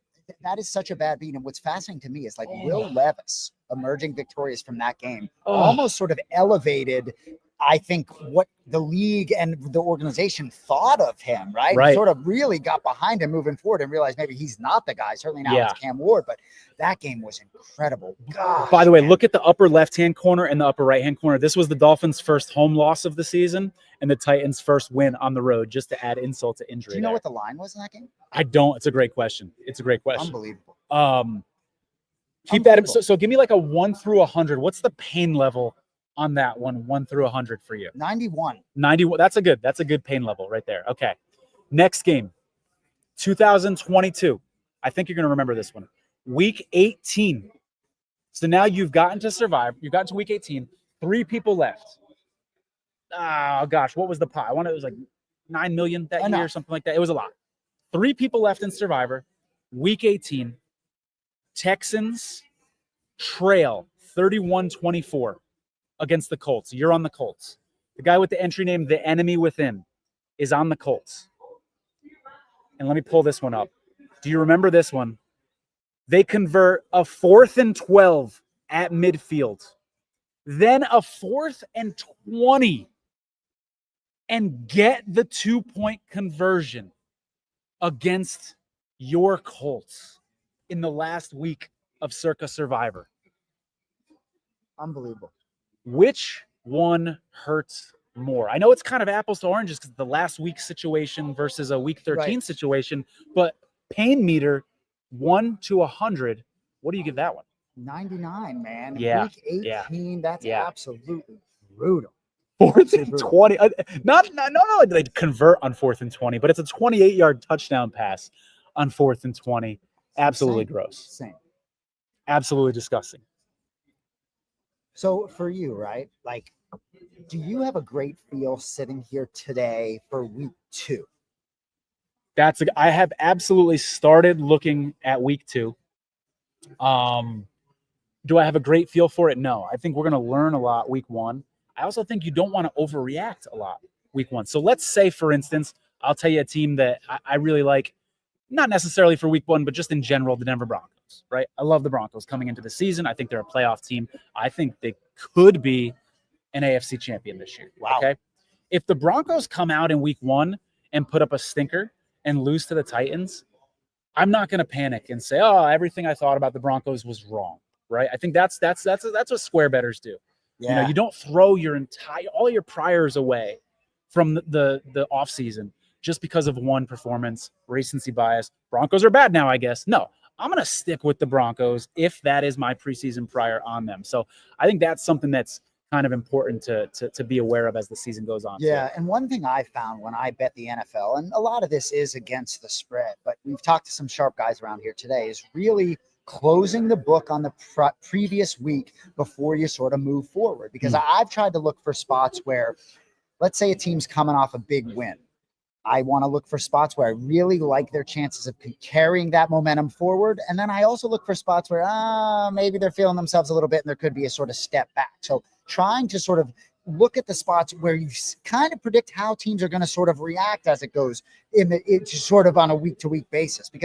And also really trying to dive in, the injuries that you break down and you're really serious look into the injuries is a big piece and the of this. backups, who are these guys on the depth Exactly. chart And behind the guys that get hurt? And the way you look at injuries in the trenches is an enormous part. There are a lot of casual NFL fans who can't name 10 linemen in this league. And those are the injuries that oftentimes dictate, you even talk about the Seattle Seahawks offensive line, right? Trying to protect Sam Darnold this year, right? Yep. Those injuries, you talk about the left tackle of the Chargers, right? Gone for the year, right? That very much can impact the whole season and week 1. So I think you taught me a lot about injuries last season, and that's something you really got to pay close attention to as you try to crush these contests. Hey, last year, T. Higgins out for the Bengals week 1 against the Patriots. Very close game. That absolutely mattered. So did that fumble at the goal line by the tight end there. I'm going to show you guys a little something here because we have an update. I don't know how good my Zoom is here, but we do have an update on the screen, and I don't know if you can read that, but 8,180 entries now in Survivor. This is Ultimate Contest Weekend, so there's a lot of extra people here in Vegas who will be signing up. So keep an eye on our Twitter handle at the LMSPodcast, and we will keep updating what that number is as it is sure to rise this weekend. Also, if you guys have been watching all this time, and I love our loyal listeners because we get a little number here that says how many people are watching, and the number doesn't ever go down. It only goes up, and that means you guys are enjoying the show. If you're someone that has enjoyed this show and you've gotten a little nugget out of it, please do hit that like button. Follow us on YouTube, subscribe on YouTube, I guess it's called. Follow us on Twitter at the LMS podcast. We love our listeners. We've had some people come by today before the show started. Hey, love your show, shaking hands, talking Circa Survivor strategy, stuff like that. So we love our listeners. We really appreciate you guys. You can show us some appreciation by hitting that like button. It helps the show get out to other people. And what I hope happens, I hope there's someone on YouTube and this comes up on their algorithm. They don't even know about Circa yet. They just know that they like Survivor pools or they like the NFL. They hear us talk about it and they say, you know what? A couple weeks left. I'm going to go to Vegas and I'm going to sign up. I didn't know about this contest. So theoretically, I like to say by liking this video, more people are going to see it. Maybe it helps more people get into Survivor. We play a small part in that number. And comment, continue to connect with Tony the way Tony's going to make me a millionaire, right? Bob Renfro, you want Tony to make you a millionaire, right? So connecting and being connected to a guy like Tony, right? Like I'm telling you right now, Tony's going to win this contest at some point. I don't know if it's going to be 2025 or 2031. That's the plan. But it's going to happen. So I'm trying to connect myself close to greatness. It was going to be interesting, though. We're going to share one entry, right? And so if this guy wins this thing and it's not on my shared entry, I don't know. We're going to have problems. I don't know how season 3 going to go. But I'm all fired up for this. And Me too. last year when we hosted the football shows on Oddshark on the Huddle, when you started talking about Survivor, I was riveted and captivated, even though I wasn't really playing. So this year I like getting in the game. Yeah. And that's why you are my co-host. That's why you are in my seat, because I can tell you get excited about it. You get passionate about it. I mean, when I was making some of my deep Survivor runs, I had a couple people close to me in my life. I won't say any names, but a couple friends who I'd tell them, I'd update that. I got 2 entries left in the final 80, millions of dollars in the line. They're like, oh, that's crazy. And I'm like, shake them. I'm like, do you understand? My life could be complete. This is life-changing money. I could win millions of dollars. And do you understand how close this is? Yeah, that's crazy. And I'm like, you're the opposite of that. You bring the excitement. Talking about it gets me excited. So that's why you're in that seat. It's great. And to win millions of dollars, correctly predicting the NFL, my friend Bilal Muhammad, UFC fighter, he's about to have a baby. I said, isn't it nice for the first time you're going to bring a child into this world and you've already become a UFC champion before you ever bring your child into the world? Just incredible. So what a great way to become a millionaire in this contest. And look, we've seen some of them walking around today. And I heard one guy who won the contest in 2021. Someone else asked him a question: is your life different? Nicer house, nicer car. I love it. It is unbelievable, and I can't get enough. I love real quick when you talk ahead. about the life changing money and your life being different. There was a guy in the documentary who said he's bank famous now. The bank tellers know that he's the guy that won the contest when he comes in there, because he obviously had to make a big deposit. So it's fun. Go ahead. What were you going to say? I wonder if he brought that big check in. I don't know if we got to this yet, but what you said about week 1 favorites, just talk a little bit about the week 1 favorites of 5 points or more last 3 years. Yeah. Since 2021, week 1 favorites of 5 points or more are 8-8 straight up. It's a coin flip, folks. It's a coin flip for the biggest favorites in week 1. So it's something to keep in mind. We know in Survivor, there's no sure things, no matter how good you feel about a team. But some of these big favorites that we all think, Broncos feel nice and safe, don't they? The Cardinals feel nice and safe, don't they? The Eagles feel nice and safe.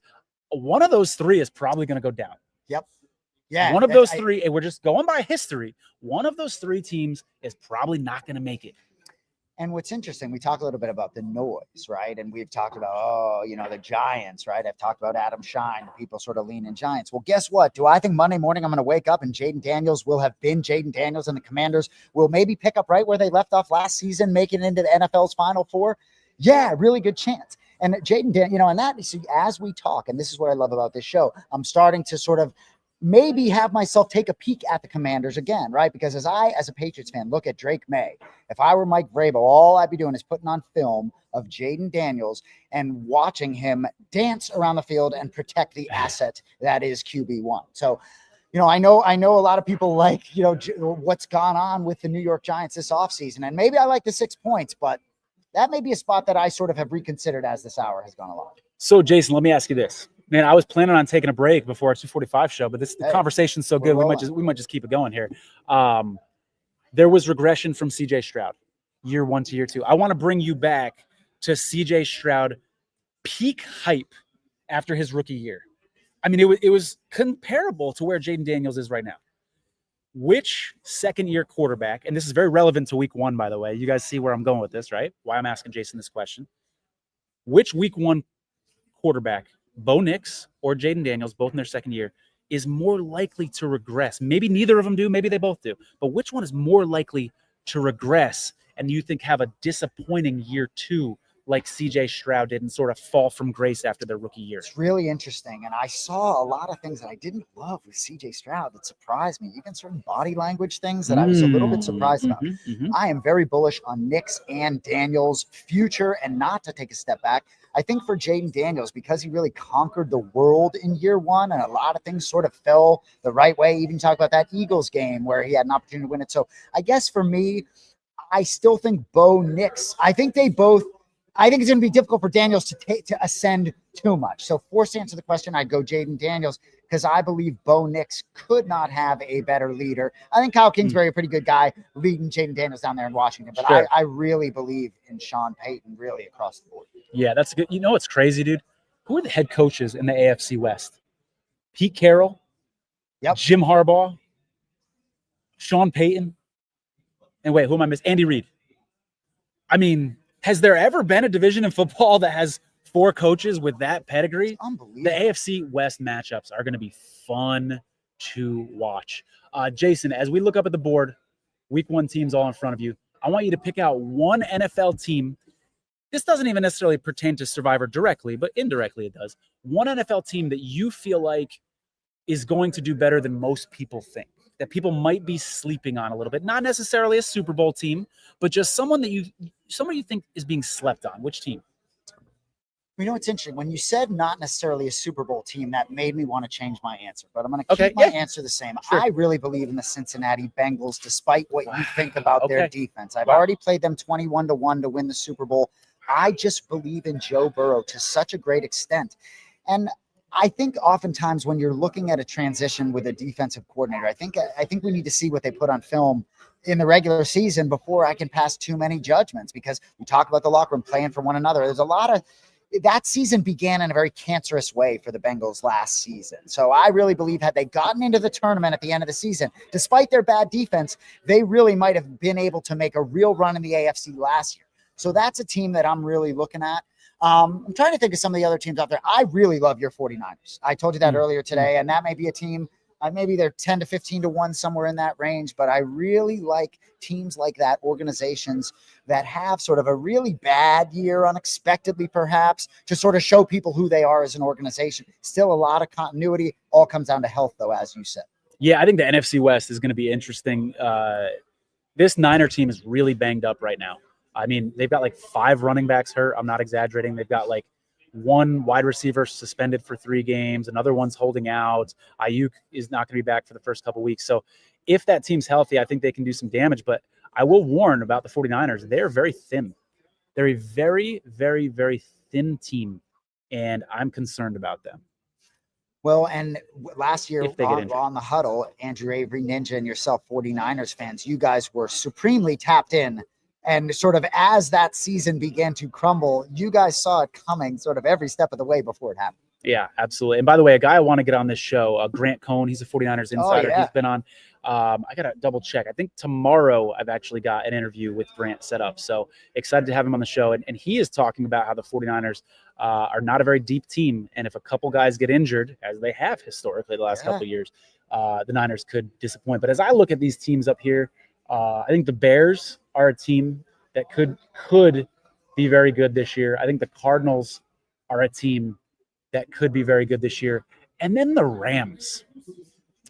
If Matthew Stafford is healthy, I like the Rams a lot.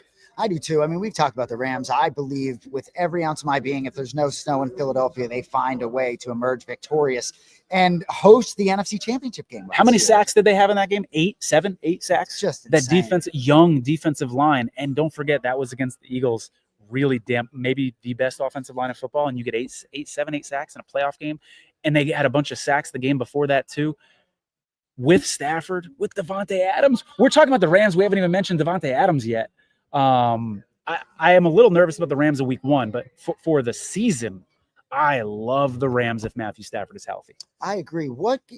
As you mentioned week 1, I would lean Rams week 1, and that may be one of those sort of zigzag teams I consider. The Texans, to me, are an extremely difficult team to predict, especially in week 1 on the West Coast. Here's why I don't like the Texans week 1.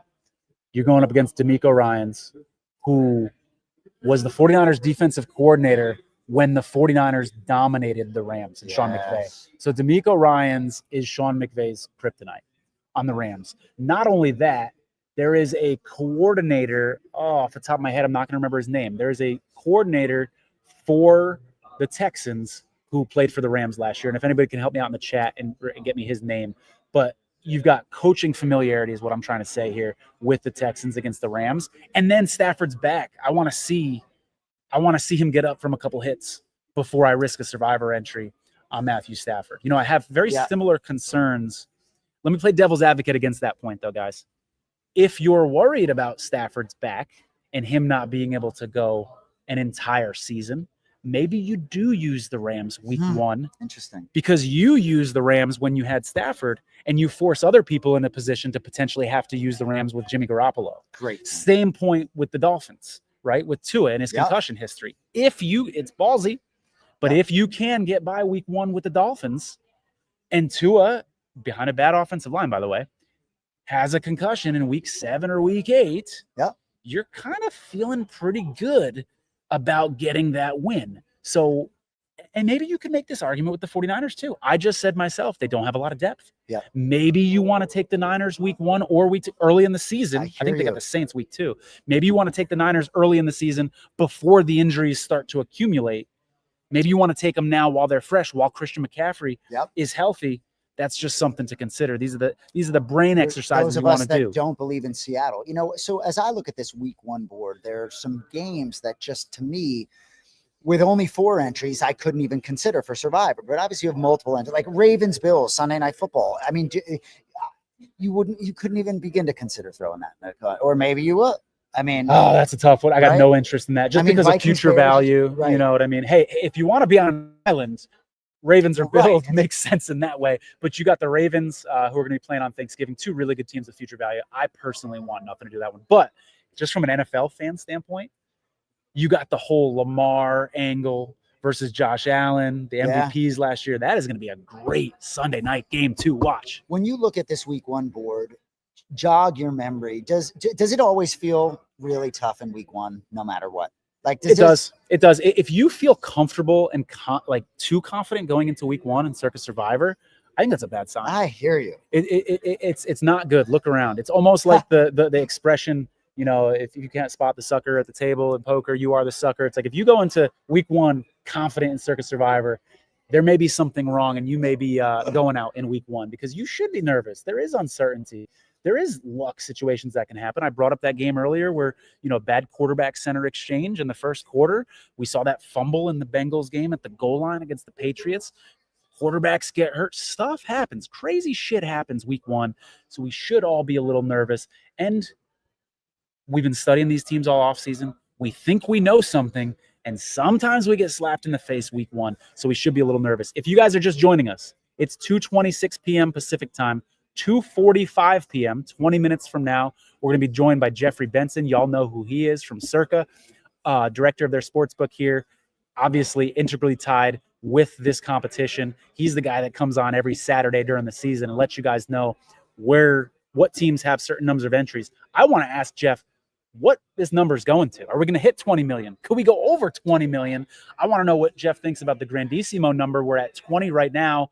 Do we get to 30? Maybe over? I'm looking forward to that conversation. That Grandissimo, just fascinating. So $100,000 per entry, 20 entries so far. Fascinating. Once we win the Survivor this year, we'll just go Grandissimo moving forward. And there are a couple former champions who have the bankroll now. Maybe they did before too. I don't know. What you said earlier was really interesting. Totally different contest, right? Talk a little bit about that when it's 20 entries versus thousands. Yeah, I mean, if you're in, and this applies to outside of Grandissimo as well, outside of Circus as well. If you're in a Yahoo pool or an office pool at work with 12 people in it, the likelihood that pool is going to make it to the end of the season is a lot less because there's less people in it. Circa Survivor has 20,000 people in it, let's say this year.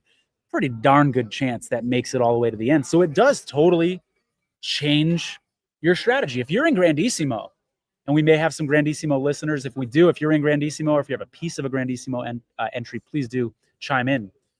If you're in Grandissimo, you might not worry quite as much about Christmas. Yeah, exactly. Because that thing may not make it to Christmas. Right. Get through Thanksgiving, then start worrying about Christmas. Right. You're certainly not worried about week 18 in Grandissimo. You're certainly not worried about week 17 as much in Grandissimo. And so it does totally change the strategy. I think generally speaking, chalk is a little more acceptable in a smaller pool.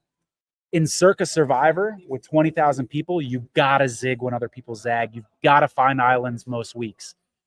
I think a chalkier approach makes more sense in a pool with 20 people in it or 32 people in it, for sure. So it is a totally different ballgame.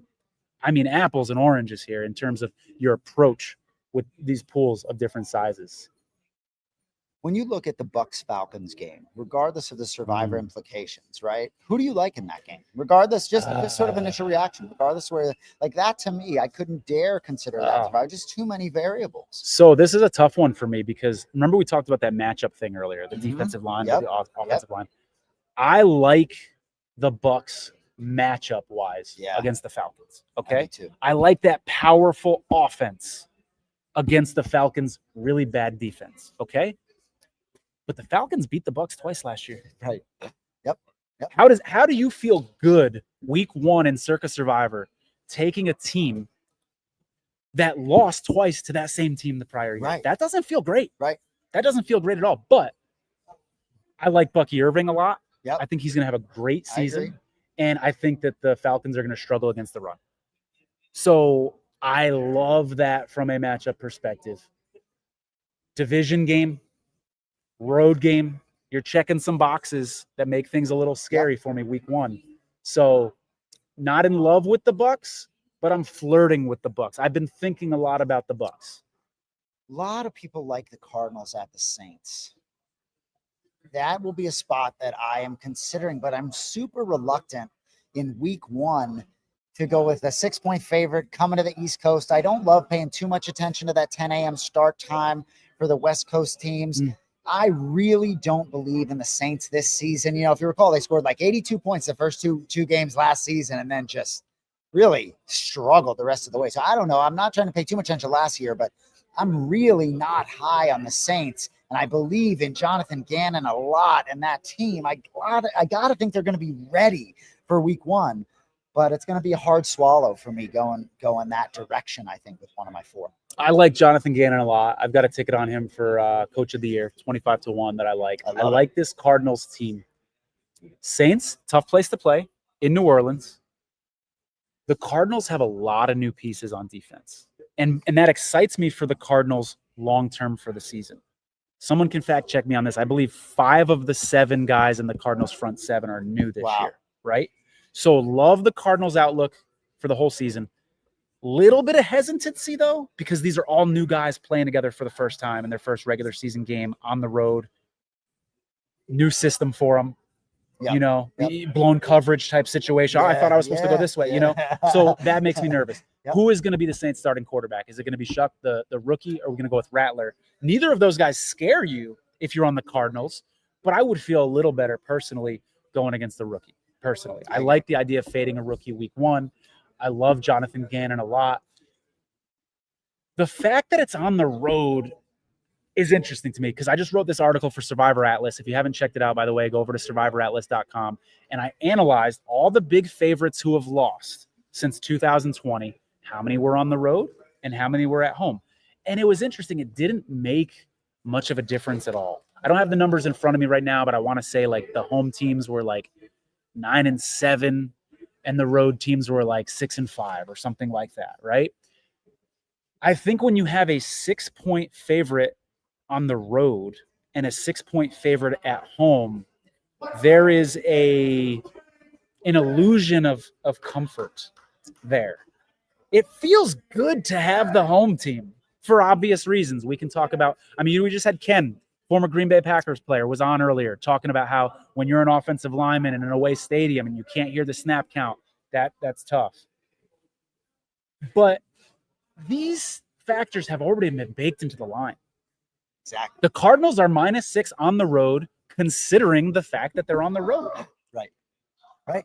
And that's already baked into it. So I don't worry as much about a big road favorite here in that spot. Yeah. Although, again, New Orleans, I'll say it again, New Orleans is a tough place to play. And if it's late in the game and that crowd is rocking in the fourth quarter, that could get dicey. Week 1 is just insane. You look at the Broncos as the biggest money line favorite, as well as the points bet on the board at -380. It's not a huge line. In week 2, we're going to be seeing some -500s out there, you would think, right, as things shake up. So week 1, gosh, it really feels like if it's the opportunity to just, sort of survive, for lack of no pun intended. Yeah, and I was looking at prior week 1s for that exercise that I did for Survivor Atlas. By the way, go to survivoratlas.com. If you're in this contest, you haven't checked them out. 100%. They're not even a sponsor on the show, but I'm just going to talk about how incredible they are. You need to check out Survivor Atlas. I wrote an article for them talking about past performances of big favorites. And I'm looking at these old week ones, and there's like a 10-point favorite, an 11-point favorite, 12 point, stuff like that. And I'm like, we don't have that. Right. We don't have those. We got a 7.5 is your best option.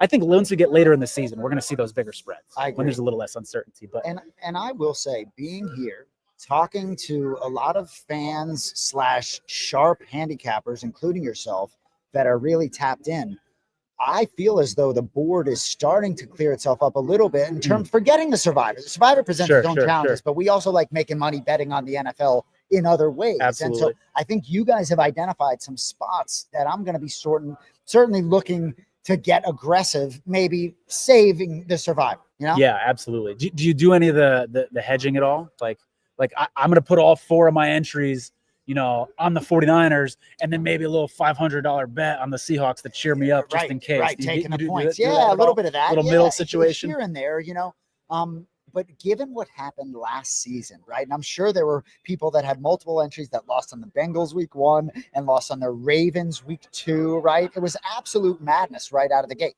Pete's asking you, what are your thoughts, Cardinals? We talked on that. Steelers. Tone, we know you got thoughts on the Steelers. Yeah, I think the Steelers are going to have one of the best defenses in the NFL this year. They add a rookie defensive lineman who got a lot of pressure on the interior. And I'm like, oh God, you already had 2 of the best bookend defensive ends in the league in Hightower and Watt. Herbig, by the way, who would be starting on other teams. So you got 3 really good defensive ends. Now you bring in this rookie who is a rookie. It remains to be seen. But if they can get pressure on the interior with the outside pressure, and then, oh, by the way, who are your cornerbacks? Jalen Ramsey, Darius Slay, Joey Porter. Like, that is a damn good team. Little nervous about week 1, though. You're going to hear me say this about every single game week 1. I'm a little nervous because I've poked holes in every single week 1 argument there is. But week 1, you're going up against Justin Fields, a guy who was just on the Steelers the year before, a guy who knows that system. They know him too. They know his weaknesses.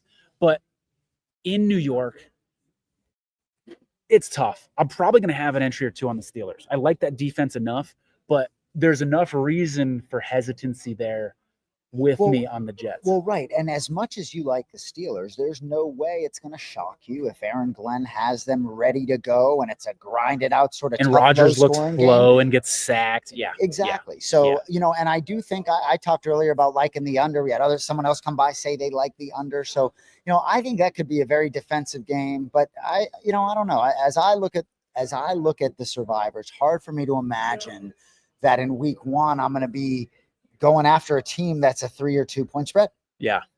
That's fair. Let me ask you this. That Jets stadium has been known for injuries, hasn't it? Yeah. We've had guys get hurt. You sometimes lose Survivor entries because of injuries. No question.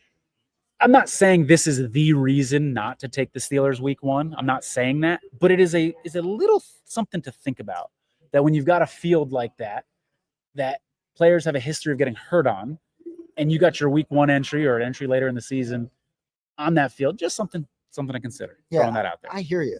And as a Patriots fan, last season, week 1, it was such an aberration when they beat Cincinnati, but you can have a little juice. I mean, the Jets are going to have some juice with Aaron Glenn.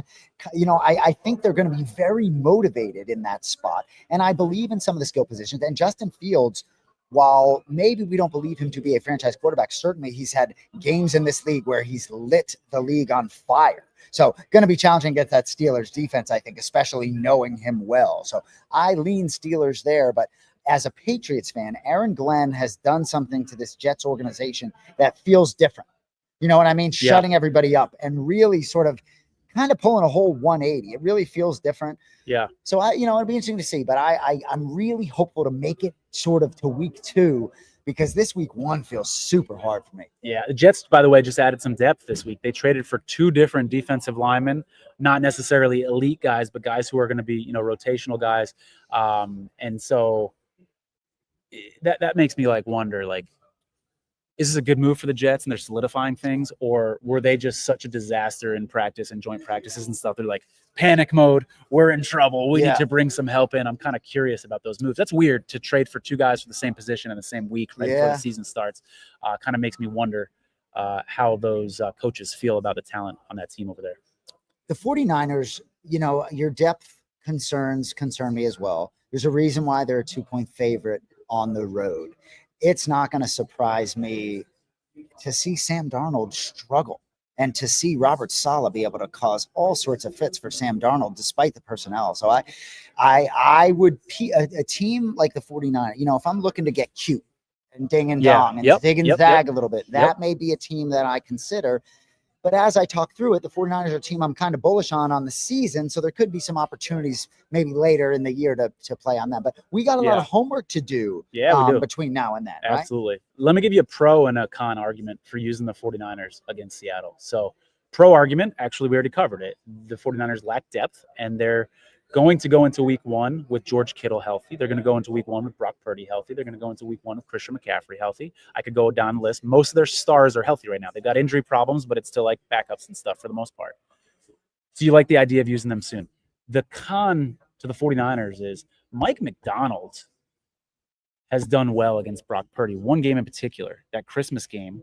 I know it's different personnel. I know it was against the Ravens, but he made Brock Purdy, who went into that game on Christmas, the top of the MVP board, any sports book in Vegas. Yep, we had big action on Brock Purdy MVP that year. Lamar Jackson. And he made Brock Purdy look like a friggin' rookie. And I get it, Tony, that's a totally different defense. That's a totally different scheme, et cetera, et cetera. That's got to be in the back of your mind if you're trusting the 49ers with your week one Survivor entry. And even Mike McDonald's familiarity with Brock Purdy aside, I just trust Mike McDonald schematically a lot. Kyle Shanahan has not been historically a very good week one coach. He had a good week one last season, but he's historically not been a great week one coach. So those are some things to consider on each end of those of the 49ers Seahawks game. But how fun is this, Jason? How fun is it talking Circa Survivor? I could do this. We've done this for a couple hours now. I could do this for 5 hours, dude. It's a blast. And, dude, all day. And last year, what was so interesting was that the carnage in weeks 1 and 2, you were still very much alive, right? And so this contest was so interesting in week 3. I mean, I don't know, you probably don't have on top of your head, but what percentage of people were eliminated through 2 weeks of this contest last year? I don't know the exact number. I want to say by week 5, it was like 90-something% was gone by week 5. Bananas. Week 1 was about 40%. And it's a little fuzzy to me between weeks, 2 and 5, but absolute carnage at the beginning. And from a selfish angle, let's talk about the podcast here for a second. Started the podcast last season, and we're growing a great community. You can see people chiming in here and asking questions. And I'm like, man, I wonder if our community would be even bigger if more people had survived to week 5 or week 6. Because if you're in Circa Survivor and you're like, oh, Last Man Standing, cool podcast, you're watching the show, and now you're out. For some people, why should I keep watching if I'm out of Circa Survivor or if I'm out of my pool at home? So I'm excited to watch our community grow throughout the season this year. It's really exciting. Absolutely. Man. But I can tell you right now, like last season, you know how riveted I was by this contest, really living vicariously through you, but I wasn't in it. And I was more interested. This Survivor contest is interesting, even if you don't have entries. Yeah. And the documentary is absolutely bananas. We haven't talked about the marketplace, which is something I didn't know about 2 months ago. Can you talk a little bit about that? It's tied to Survivor Sweat. Is that right? Yeah, for sure. The folks over at Survivor Sweat who sponsor this show have the marketplace, and I'd be talking about them even if they didn't sponsor this show. I think a lot of people are hip to this marketplace now because you watch the documentary, but basically you can sell or buy a percentage of your entry in the middle of the season. Before the season started, like right now, the season obviously hasn't started. Right. And there's entries listed right now, not just for Circa Survivor, but for millions as well. You can, buy on. So it's an opportunity as the season goes along to essentially hedge and say, you know what, I've invested $6,000 in this contest, and my entry right now has an implied value of $12,000. So maybe I want to sell it for $7,000, take a $1,000 profit, sell a percentage of it, and then you can keep rolling as you go along. We're going to take a pause here for a second because we have a very, very special guest. You guys will recognize him. Hang on for 1 second here. We're going to get this chair set up. Come on in, Jeff. I got it. Cool. What's up, man? Me too, man. Me too. We'll put him right in the middle. Awesome. As I said, a very, very special guest. You guys are going to recognize his face. We got Jeff Benson from Circa here. We're going to talk all things Circa Survivor, maybe a little Grandissimo sprinkled in here as well. Jeff, first of all, how are you doing? Is this a stressful time of year for you, or is it an exciting time of year? Describe for me your emotions. Yeah, I mean, I think it's a lot of fun. I mean, I think once you get preseason football going on and people start getting the the feel of football in there, I think people really start getting excited. The quest for 14.2 million came out. I think that spurred some good entries and interest into the contest. But yeah, I mean, I've been down in the book all day just doing sign up after sign up after sign up, and we got our champions dinner tonight, and we're kicking off contest weekend. So yeah, things are great here at Circa, and really exciting times surrounding the contest. All right, I have a nerdy, selfish question I want to ask. Okay. This board we've got up here, is there a method to how often you update it, or is it random? Is it like on my lunch break it gets updated? Like, because we keep taking pictures and putting it online, and I want to get ahead of when you're going to post it. So is it random or what? We typically do a couple times a day. Okay. Nowadays we're doing somewhere between 250 to 500 entries a day. I mean, obviously last week was Bet Bash. We did probably 1,700 entries between the Thursday through Saturday. So we're hoping for something similar with this contest week, but we'll see how it pans out. When we talked about the guarantee earlier this season, right, as it was coming out, and you throw these numbers out, just unbelievable to see the exponential growth of this contest. Does it surprise you guys who are a little closer to it? Yeah, I mean, obviously we've been doing this going on, 6 years now, one less in Survivor because we didn't have that year one since the software wasn't built. But, obviously when you look at Grandissimo, that's gone over the 1.5 million guarantee, right out of the gate. Nice. A ton of interest there with, a huge nut when you're doing 100,000. Last year, when you look at Survivor, we grew basically 5,000 entries. So, if you were to take the same thing, we'd end, somewhere in the 19.2 range, which is similar to where we're tracking. And then obviously, we continue to push closer to that 6,000 number. So, when you guarantee, 22.5 million, and, fingers crossed you don't have any overlay, everybody, who's a listener of this show and, everybody who's a Circa, sports fan and, everybody who comes down and sign up, they do a good job really helping us to get to that number. So, is it similar to the World Series of Poker and things like that? Maybe. I think maybe you can draw some similarities. Survivor's just so popular. I mean, obviously you guys, do your last man standing show, and, obviously we put the twists in with Thanksgiving and Christmas and things like that. But, it's the largest legal football contest in the world. And, to see this growth, a tip of the cap to Derek and, the rest of our team. Incredible team. A thing or two about setting odds. Yes. Give me the odds of this thing going over 20 million. What would you set that line at? I would say that would be maybe plus 125. Plus 125 to go over 20 million. Okay. Yeah, I mean, if I had to, put a range out there, I mean, I would say we're somewhere between, maybe 18,500 and 21,000 entries, give or take how we do on the last week or so. Pacing probably in the 19.5 range would be my guess based on, everything I've read and seen. Very good. Where are you from originally? I grew up in Virginia, so grew up on the East Coast my whole life, went to school out there, and then graduated and came out here in 2012 and been out here ever since. Very good. I talk to a lot of people about bandwidth, right? I'm involved in combat sports and trying to, as a child, right? I'm from Boston. I watch every Boston Red Sox baseball game, right? But trying to sort of find the bandwidth to sort of follow all of these sports. So I guess for you in your role, like, how much of a fan are you of professional sports? How closely do you follow professional sports, and how does that sort of relate to your work? Yeah, I mean, obviously being as well-versed as possible goes a long way, being able to do media, talk to guests, having a range of knowledge that kind of spans across all sports, I think is important. Obviously football's king around here. You guys know that better than anybody. So I do, definitely place more of an emphasis personally on following the NFL and watching the NFL, between, days on the line, contest signups, all of that kind of thing. Obviously I play a few contests myself, wish I could play here, but that's certainly not the case. But obviously the more the more you're able to connect with the customer. And, for somebody like myself, I'm betting as well. So obviously that domain knowledge and expertise certainly carries to the other side of the counter when, just like you guys, we're all trying to make money. You make the decision for Grandissimo. Your team makes the decision for Grandissimo, $100,000 an entry.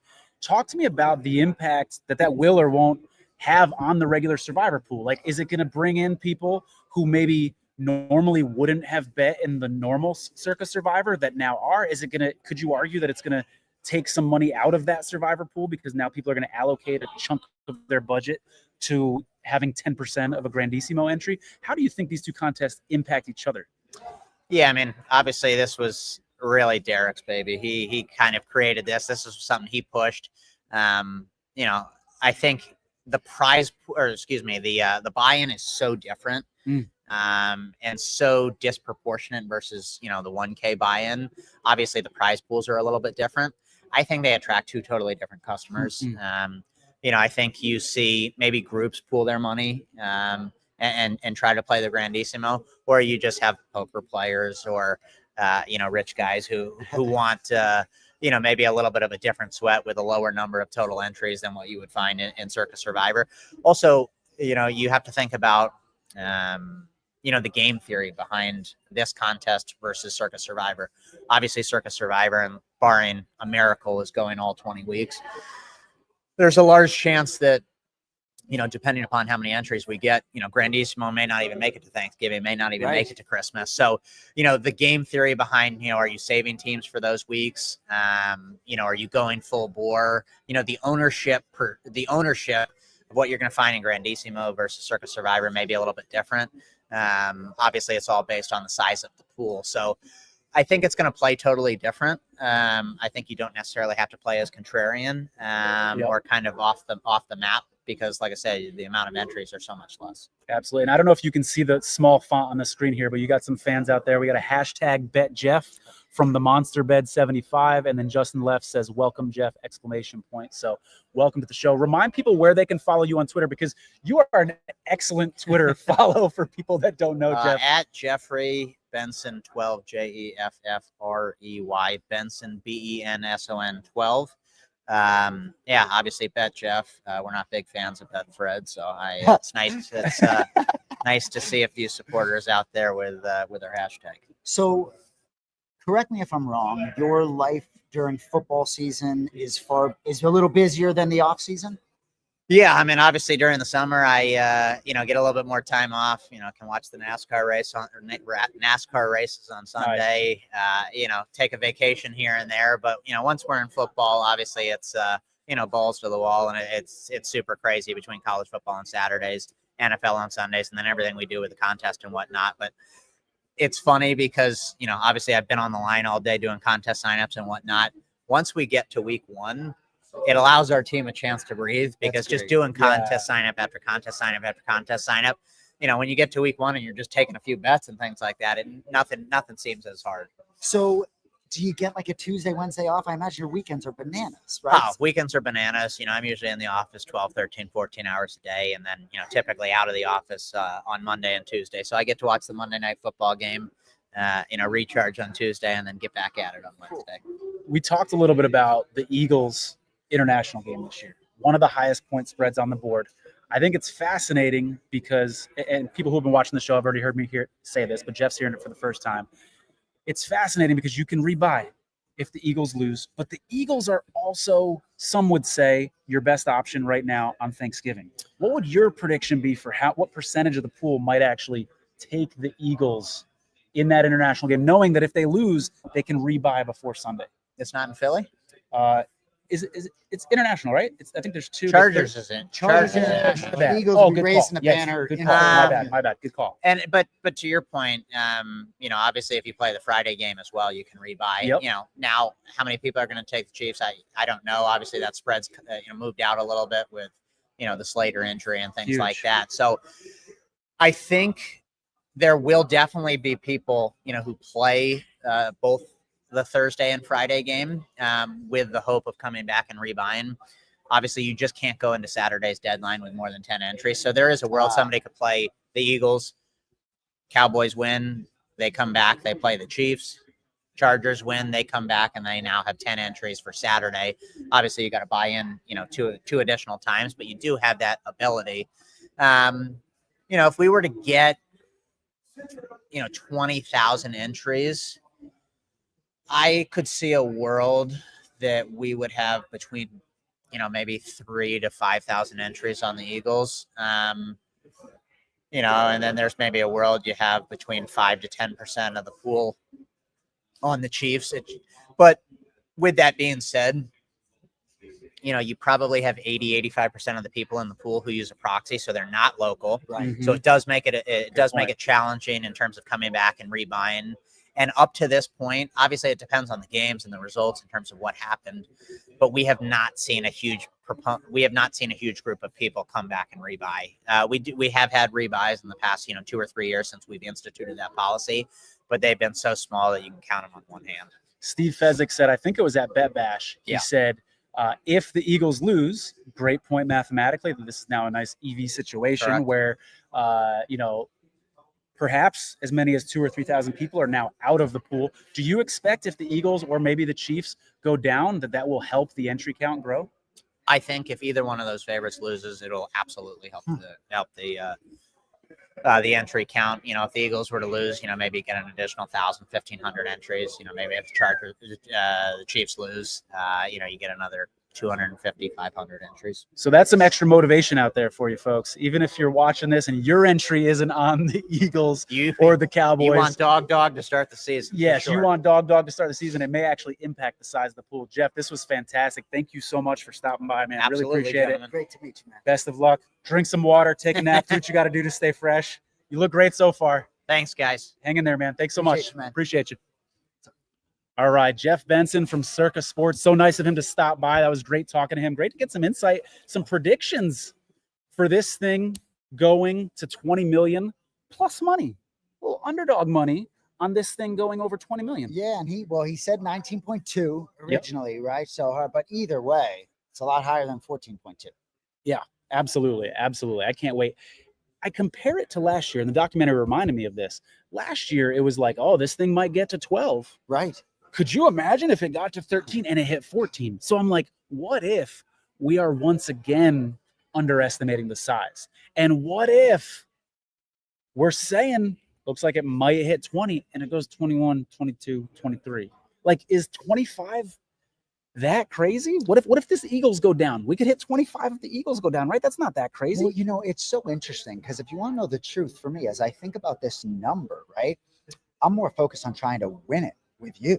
I don't care if it's 11, right? The more the better. The more the merrier, baby. Right? Exactly. Yep. Yeah. But it really is interesting. You see guys here, what we talked about this earlier, who have changed their life betting in this contest. And it's a real thing. Really is. The Meatball Brothers are a great example of that. I mean, I don't know if you've got to that point in the documentary. I know you started the documentary. There's a great scene when they win. If you haven't seen this, guys, go to episode 9 of the Circa Survivor documentary, Quest for 14.2 million. And you're going to see the Meatball Brothers celebrating with Derek the moment that they become millionaires. And it's so cool because Derek, who already is a multimillionaire, is just as excited as they are for the win. It was so cool. They're looking up at the screen together and he's yelling, it's short. Like, he noticed that they won before they did. They might have still been in shock at that point, that extra couple second delay there. It was I'm getting goosebumps just talking about it. We all want to be in that situation. So quickly, for those maybe that weren't as tapped into Survivor last year. So did 2 guys win the whole 14.2? No, it was split by 6 or 7 guys. So how did that go down? Mm-hmm. There was quite a few people who lost that last week. Normally, going into the last week in Circa Survivor, it's rare. It has been rare for people to lose in week 18. There was that game that I mentioned to you earlier where Colts Texans went from 3-2 on the last week. But there's been weeks where nobody loses on week 18. There was some carnage in week 18 last year. I'm trying to remember off the top of my head. You guys can jog my memory. which NFL teams were responsible for the losses on week 18, but there's quite a few people that went down that last week for sure. So do guys sometimes join up prior to week 18, or Yeah, are there there's conversations? all sorts of, there's equity swaps that are happening potentially. Oh, Hey, I'll own, we're we joined have by another some- very the special guest, presence by of the way. greatness, ladies and gentlemen. Derbify is going to be joining us. This is Fresh exciting. Thank you. jacket. Thank you, gentlemen. So we are joined now by Derbify, who Derbify, I'm going to let you, I shouldn't do this, but I'm going to let you let us know your credentials, your contest history. Obviously, you're wearing the blue jacket. I So am that wearing the blue alone, jacket. All right, that you got alone, him with you, Tony. that got alone him with gives you respect. But I want to say this about Derbify. I meet him in person for the first time, knew him a little bit on social media, on Twitter and stuff. And he comes up to me. I said, "Where's your jacket?" This dude is humble. If I had a blue jacket, I would be wearing it to the grocery store. I'd be driving or in my blue jacket alone in my car. This guy's walking around without his blue jacket. He had to go get it and put it on for this interview. So appreciate that, Derbify. Yeah, remind people your history of contests and what you've done. It's damn impressive. I'm the 2021 Circa Millions champ. I've been in contest play since 2007. So this will be my 18th season. It took me 11 years before I finally reached the cashing point, and that was over at the Westgate in 2018. I tied for ninth the first year in 2018. I believe it was about 75 grand. Then 2019, I tied for 12th. Westgate, 54,000. 2020, COVID year. I think we all had a tough year during COVID year, right? Did not do well. Followed up with the 2021 with the champion here at the Circa. So I had an unbelievable 4-year run, unbelievable. Yeah. But it, like I said, 18 years. It took 11 years for me to cash.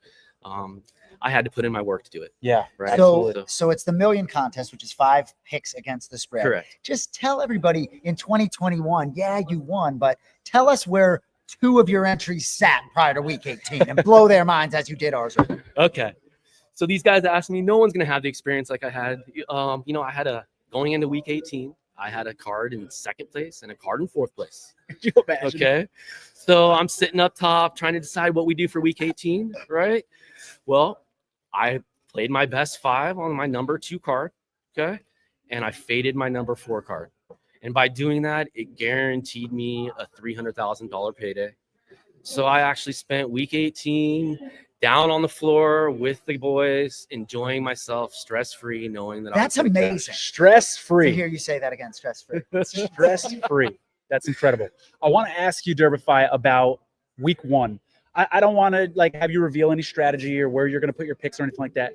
But is there a week 1 decision or a thought where you're sort of on the fence with, and you're like, oh, I don't know if this quarterback's going to be starting. That might affect something. Or I'm going back. I'd like to use a team here, but I'm not sure. Is there anything you're still making your mind up on right now? Sure. We talked about this a lot with the biases. I just think that people right now, they see these the receiver show, the new Cowboys show that comes on. Oh yeah. And the Bills. Right. Yeah. Hard Knocks. And it just becomes a public run. The Broncos are going to be great, right? Okay, maybe they will be. Okay, and we talked about who may be the worst team in the league. Okay, Yep. Are they going to be the worst team in the league? You don't know until you get your eyes on it. Yep. Okay, you can speculate, you can see the numbers. They look on paper like they're going to be the worst team in the league, but you really don't know until you get your eyes on them and the boys step on the field and play. Yep. Right, and that's what makes week 1 so damn difficult, dude. So Yeah. to be honest with you, every week 1 game's in question. Yep. And it should be for everybody. If you're confident in week 1, you're probably not going to do well. We to be said quite that honest with earlier. you. Yep, absolutely. Yeah. We've talked a lot about certainly elements of luck, but also skill, right? So my guess would be that there are certain weeks where you feel supremely confident, right? There are probably weeks that come to mind, and you just absolutely crush the board. Mm-hmm. And so I guess on those types of days, it just has to be an incredible feeling, because for some of us out there, we don't have too many days like that. And you can be sure to achieve the success you have to have days where you're seeing the board extremely well. Of course, I do. But I also have the days where I see the board completely opposite, just like everyone else, you know? And, we had a little discussion earlier about these contests and how you climb the ladder. Okay. So seeing the board is great, but you have to see it differently than everyone else. But we all are climbing the ladder the same way. Okay, so I think that's why I've had the success I had is I'm jumping on ugly games that nobody else are, and I find my reasons, and I hop on them and I just run with it. I'm confident. I let it roll. I love it. Well, and I said earlier when we were talking off air about how I'm bearish on the Browns, how I don't like the Browns, and you said just pay attention to that bias, and even me hearing that perspective for me as I enter this season is extremely valuable. Yeah, absolutely. I was just on the air over there and mentioned, so what's in my opinion that's helped me to be so successful is over these 18 years I've tracked myself. I know my biases and my tendencies. Okay, I know that I cannot play Monday night games because I just don't read them right. Okay, and it's as simple as that. That's a simple tendency that I have, right? We could get into details with many more, but sure, just to give you an example, like that, those are the kind of things that if you track yourself and say you played Monday night game every week for 18 weeks and you went 1-17, okay, well maybe we don't play Monday night games anymore. All right. So like think about that kind of stuff as you track yourself. Pay attention to some of the stuff that you are good at and bad at. A lot of like pools out there, people do like Yahoo pools or whatever, and sometimes they'll track that for you. You're like, oh wow, my AFC West games, I'm terrible. I don't know AFC West at all, but really good in the NFC and things like that. Absolutely. Pay attention to that stuff. I mean, history repeats itself. That's what I know. It's a great saying. One thing that I sometimes will say, predicting your own team, right? I talked to Tony last season as a 49ers fan, and I felt as though he was extremely tapped into that team. There are times, as a Patriots fan, week one, I have no idea, but there are times where I feel like I have a good feel for my own team, but I often will maybe resist the temptation to bet on my own team. And so I think that's something that I've sort of learned is not being afraid to bet on or against my home team because I really sometimes have more knowledge. Absolutely. And I'm glad you brought that up because, we just talked about biases, but that's actually a tendency for you because your team, when to bet them and when not to bet them. Okay. And so, again, find that kind of stuff in amongst you individually. And in these contests, remember you're competing against yourself. You're not competing against everyone else. Okay.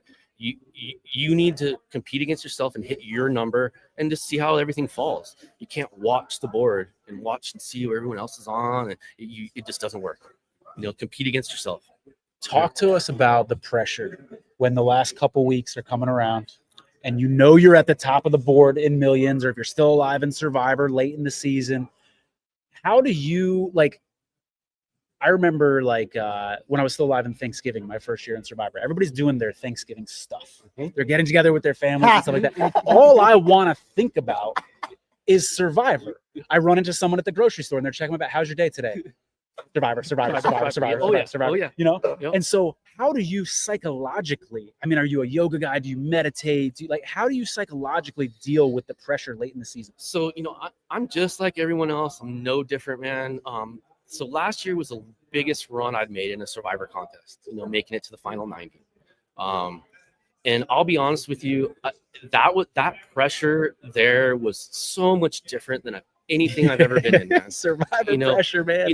So with the pick 5 contest, you can have a bad week and still catch up and still get in the money, maybe even win the thing. Okay. Survivor, you're done. You're dead. Bury me, you're done. Okay. And so knowing that in your head that I can't even make the slightest mistake, I have to be perfect today. That pressure alone, it squeezes you, squeezes. Now to deal with it, you have to be ultra confident, right? And just know that hey, this is a game I'm playing and maybe I don't win. Bingo. Okay. It's a game. It really is. Scared money don't win money, no, right? that's it. That's it. And if you're not playing to win, then you don't play. And another thing, if the 1,000 means something to you, don't play. Right. Okay. Exactly. If the money means something to you. It's interesting that you say that because we are seeing an increase in people who are signing up basically to gain equity and then potentially sell on the marketplace. My goal isn't to win. I want to get my entry to be worth 80 grand and sell it for 80 grand. I want to monetize it. Absolutely. So we're seeing a lot more than that. You sound like a purist and you're like, play to win. What are you doing? I'm 100% a purist. When I enter a contest, if I don't win, I'm disappointed. You know, Right. we could go to Ricky Bobby. You know what I mean? Like, you know, if you're not first, you're last, right? So Love like the Ricky Bobby yeah. reference. So I mean, you know, yeah, you know, I mean, I guess once you get a taste of being up at the top, your expectations, you want to taste it every year. Yeah. And the realization is that you don't taste it every year. Right. And it gets sour many years, right? Yep. That's the realization. So, you know, I think the most important thing is stick to your guns, stick to your process, and try to like run it. You can't stick to your process 1 year and go, it didn't work. I can't do this again. You have to get a bigger sample size. Okay. Run your process for a few years and see how it works. If it doesn't, great. Make some changes. Okay. Or make small changes during the season. But the important thing is to just stick with the process. You know? Absolutely. Yeah. Final question for me. So in a bad year for you still hitting 60% of your games? No, in the contest. So, you know, I posted online. So in the 18 years that I've done this, my winning percentage in 18 years average is 55.8%. So I had one season, I had some issues. You know, at home, everybody does. Sure, you know, sure. and Yeah, this was one of those years in football season, and I actually didn't even put in my last 5 plays. Wow. And that was in 2016, I believe. It was just one of those years. You know, we're all going to get them, right? Yep. Totally. So I had a 40% season that year, which kills my winning percentage. But Other than 55%, by the way, if you're not a sports bettor out there, 55% in the NFL is damn good. So, I'll just interject here. So I'll tell you, like, I should have my data specifically, but my brother and I have been in the million contests every year, and we've had all just very good years with no fucking chance to cash. Excuse my language, right? So 55%, probably right around there, but to get to right, but not able to sort of peak like you do. You know, I think people are realizing a little more, and we talked about this topic a little bit earlier, that this contest, especially the millions, is a difficult one. There are a lot of sharp players in it. And, you know, again, that's why I say compete against yourself. You need to hit 62% to get to the money. Just compete against yourself to hit that. Don't worry about everybody else. And, you know, if you have a great run, because 60% is probably a run of a lifetime for most people, right? You know, you get that taste, you figure it out, and you're going to want to come back again. You know what I mean? It's the taste, you know, the taste of the cash. Absolutely. Sorry, I said it was last one for me. Forgive me. But so I'm not going to ask you specifically how many entries that you have, but when you have multiple entries in the million contest, I mean, is it a week-to-week thing where some weeks you might have one team in all 5, or how? Yeah, so strategy-wise for that, you know, I stick to guns on my first. I use 3 cards a year, and I have a model that I've been manipulating for the last 3 years. So my 3rd card is strictly that. You know, I find the best 5 that spit out, throw that in, and I actually that was my best card the year before last, but I don't trust the model yet. Not enough data. I need more years. So my number 1 and number 2 card is usually my intuitiveness. I mean, that's what I live off, my intuitive. You know, so I'll play. Actually, what I do and what I did when I won, and I do it every year, is I'll put my best 5 and I play one different game on my 2nd card. So you'll see 4 matching and you'll see a 5th different. Nice. Okay. Nice. If you try to. I have figured out that if I try to handicap too much, it thins me out. Great point. So I try to stick to a core group of games and handicap those as much as I can get, you know, and spit them out with my cards rather than try to play 10 different plays. Right. Absolutely. So, You think there's going to be an overlay on millions this year? No. No overlay on excuse millions? me. Yes, there will be an overlay. For millions. For millions, yes. Small one? What do you think? Small, $500,000. Okay. Yeah, I think it'll probably get to 5,500, Okay. 5,600. And we asked Benson this question a little while ago. He said, you know, 19-2. He gave going over $20 million as a slight underdog. Yep. What is your prediction on how many Circa Survivor entries? So if any of you guys are on social media, there's a gentleman named Bob who is a analytics guy, and he actually has been very, very accurate in spitting out, you know, the final numbers, and he has it a little over 20,000. Okay. I trust him a lot with his numbers, and I believe it will get a little over 20,000.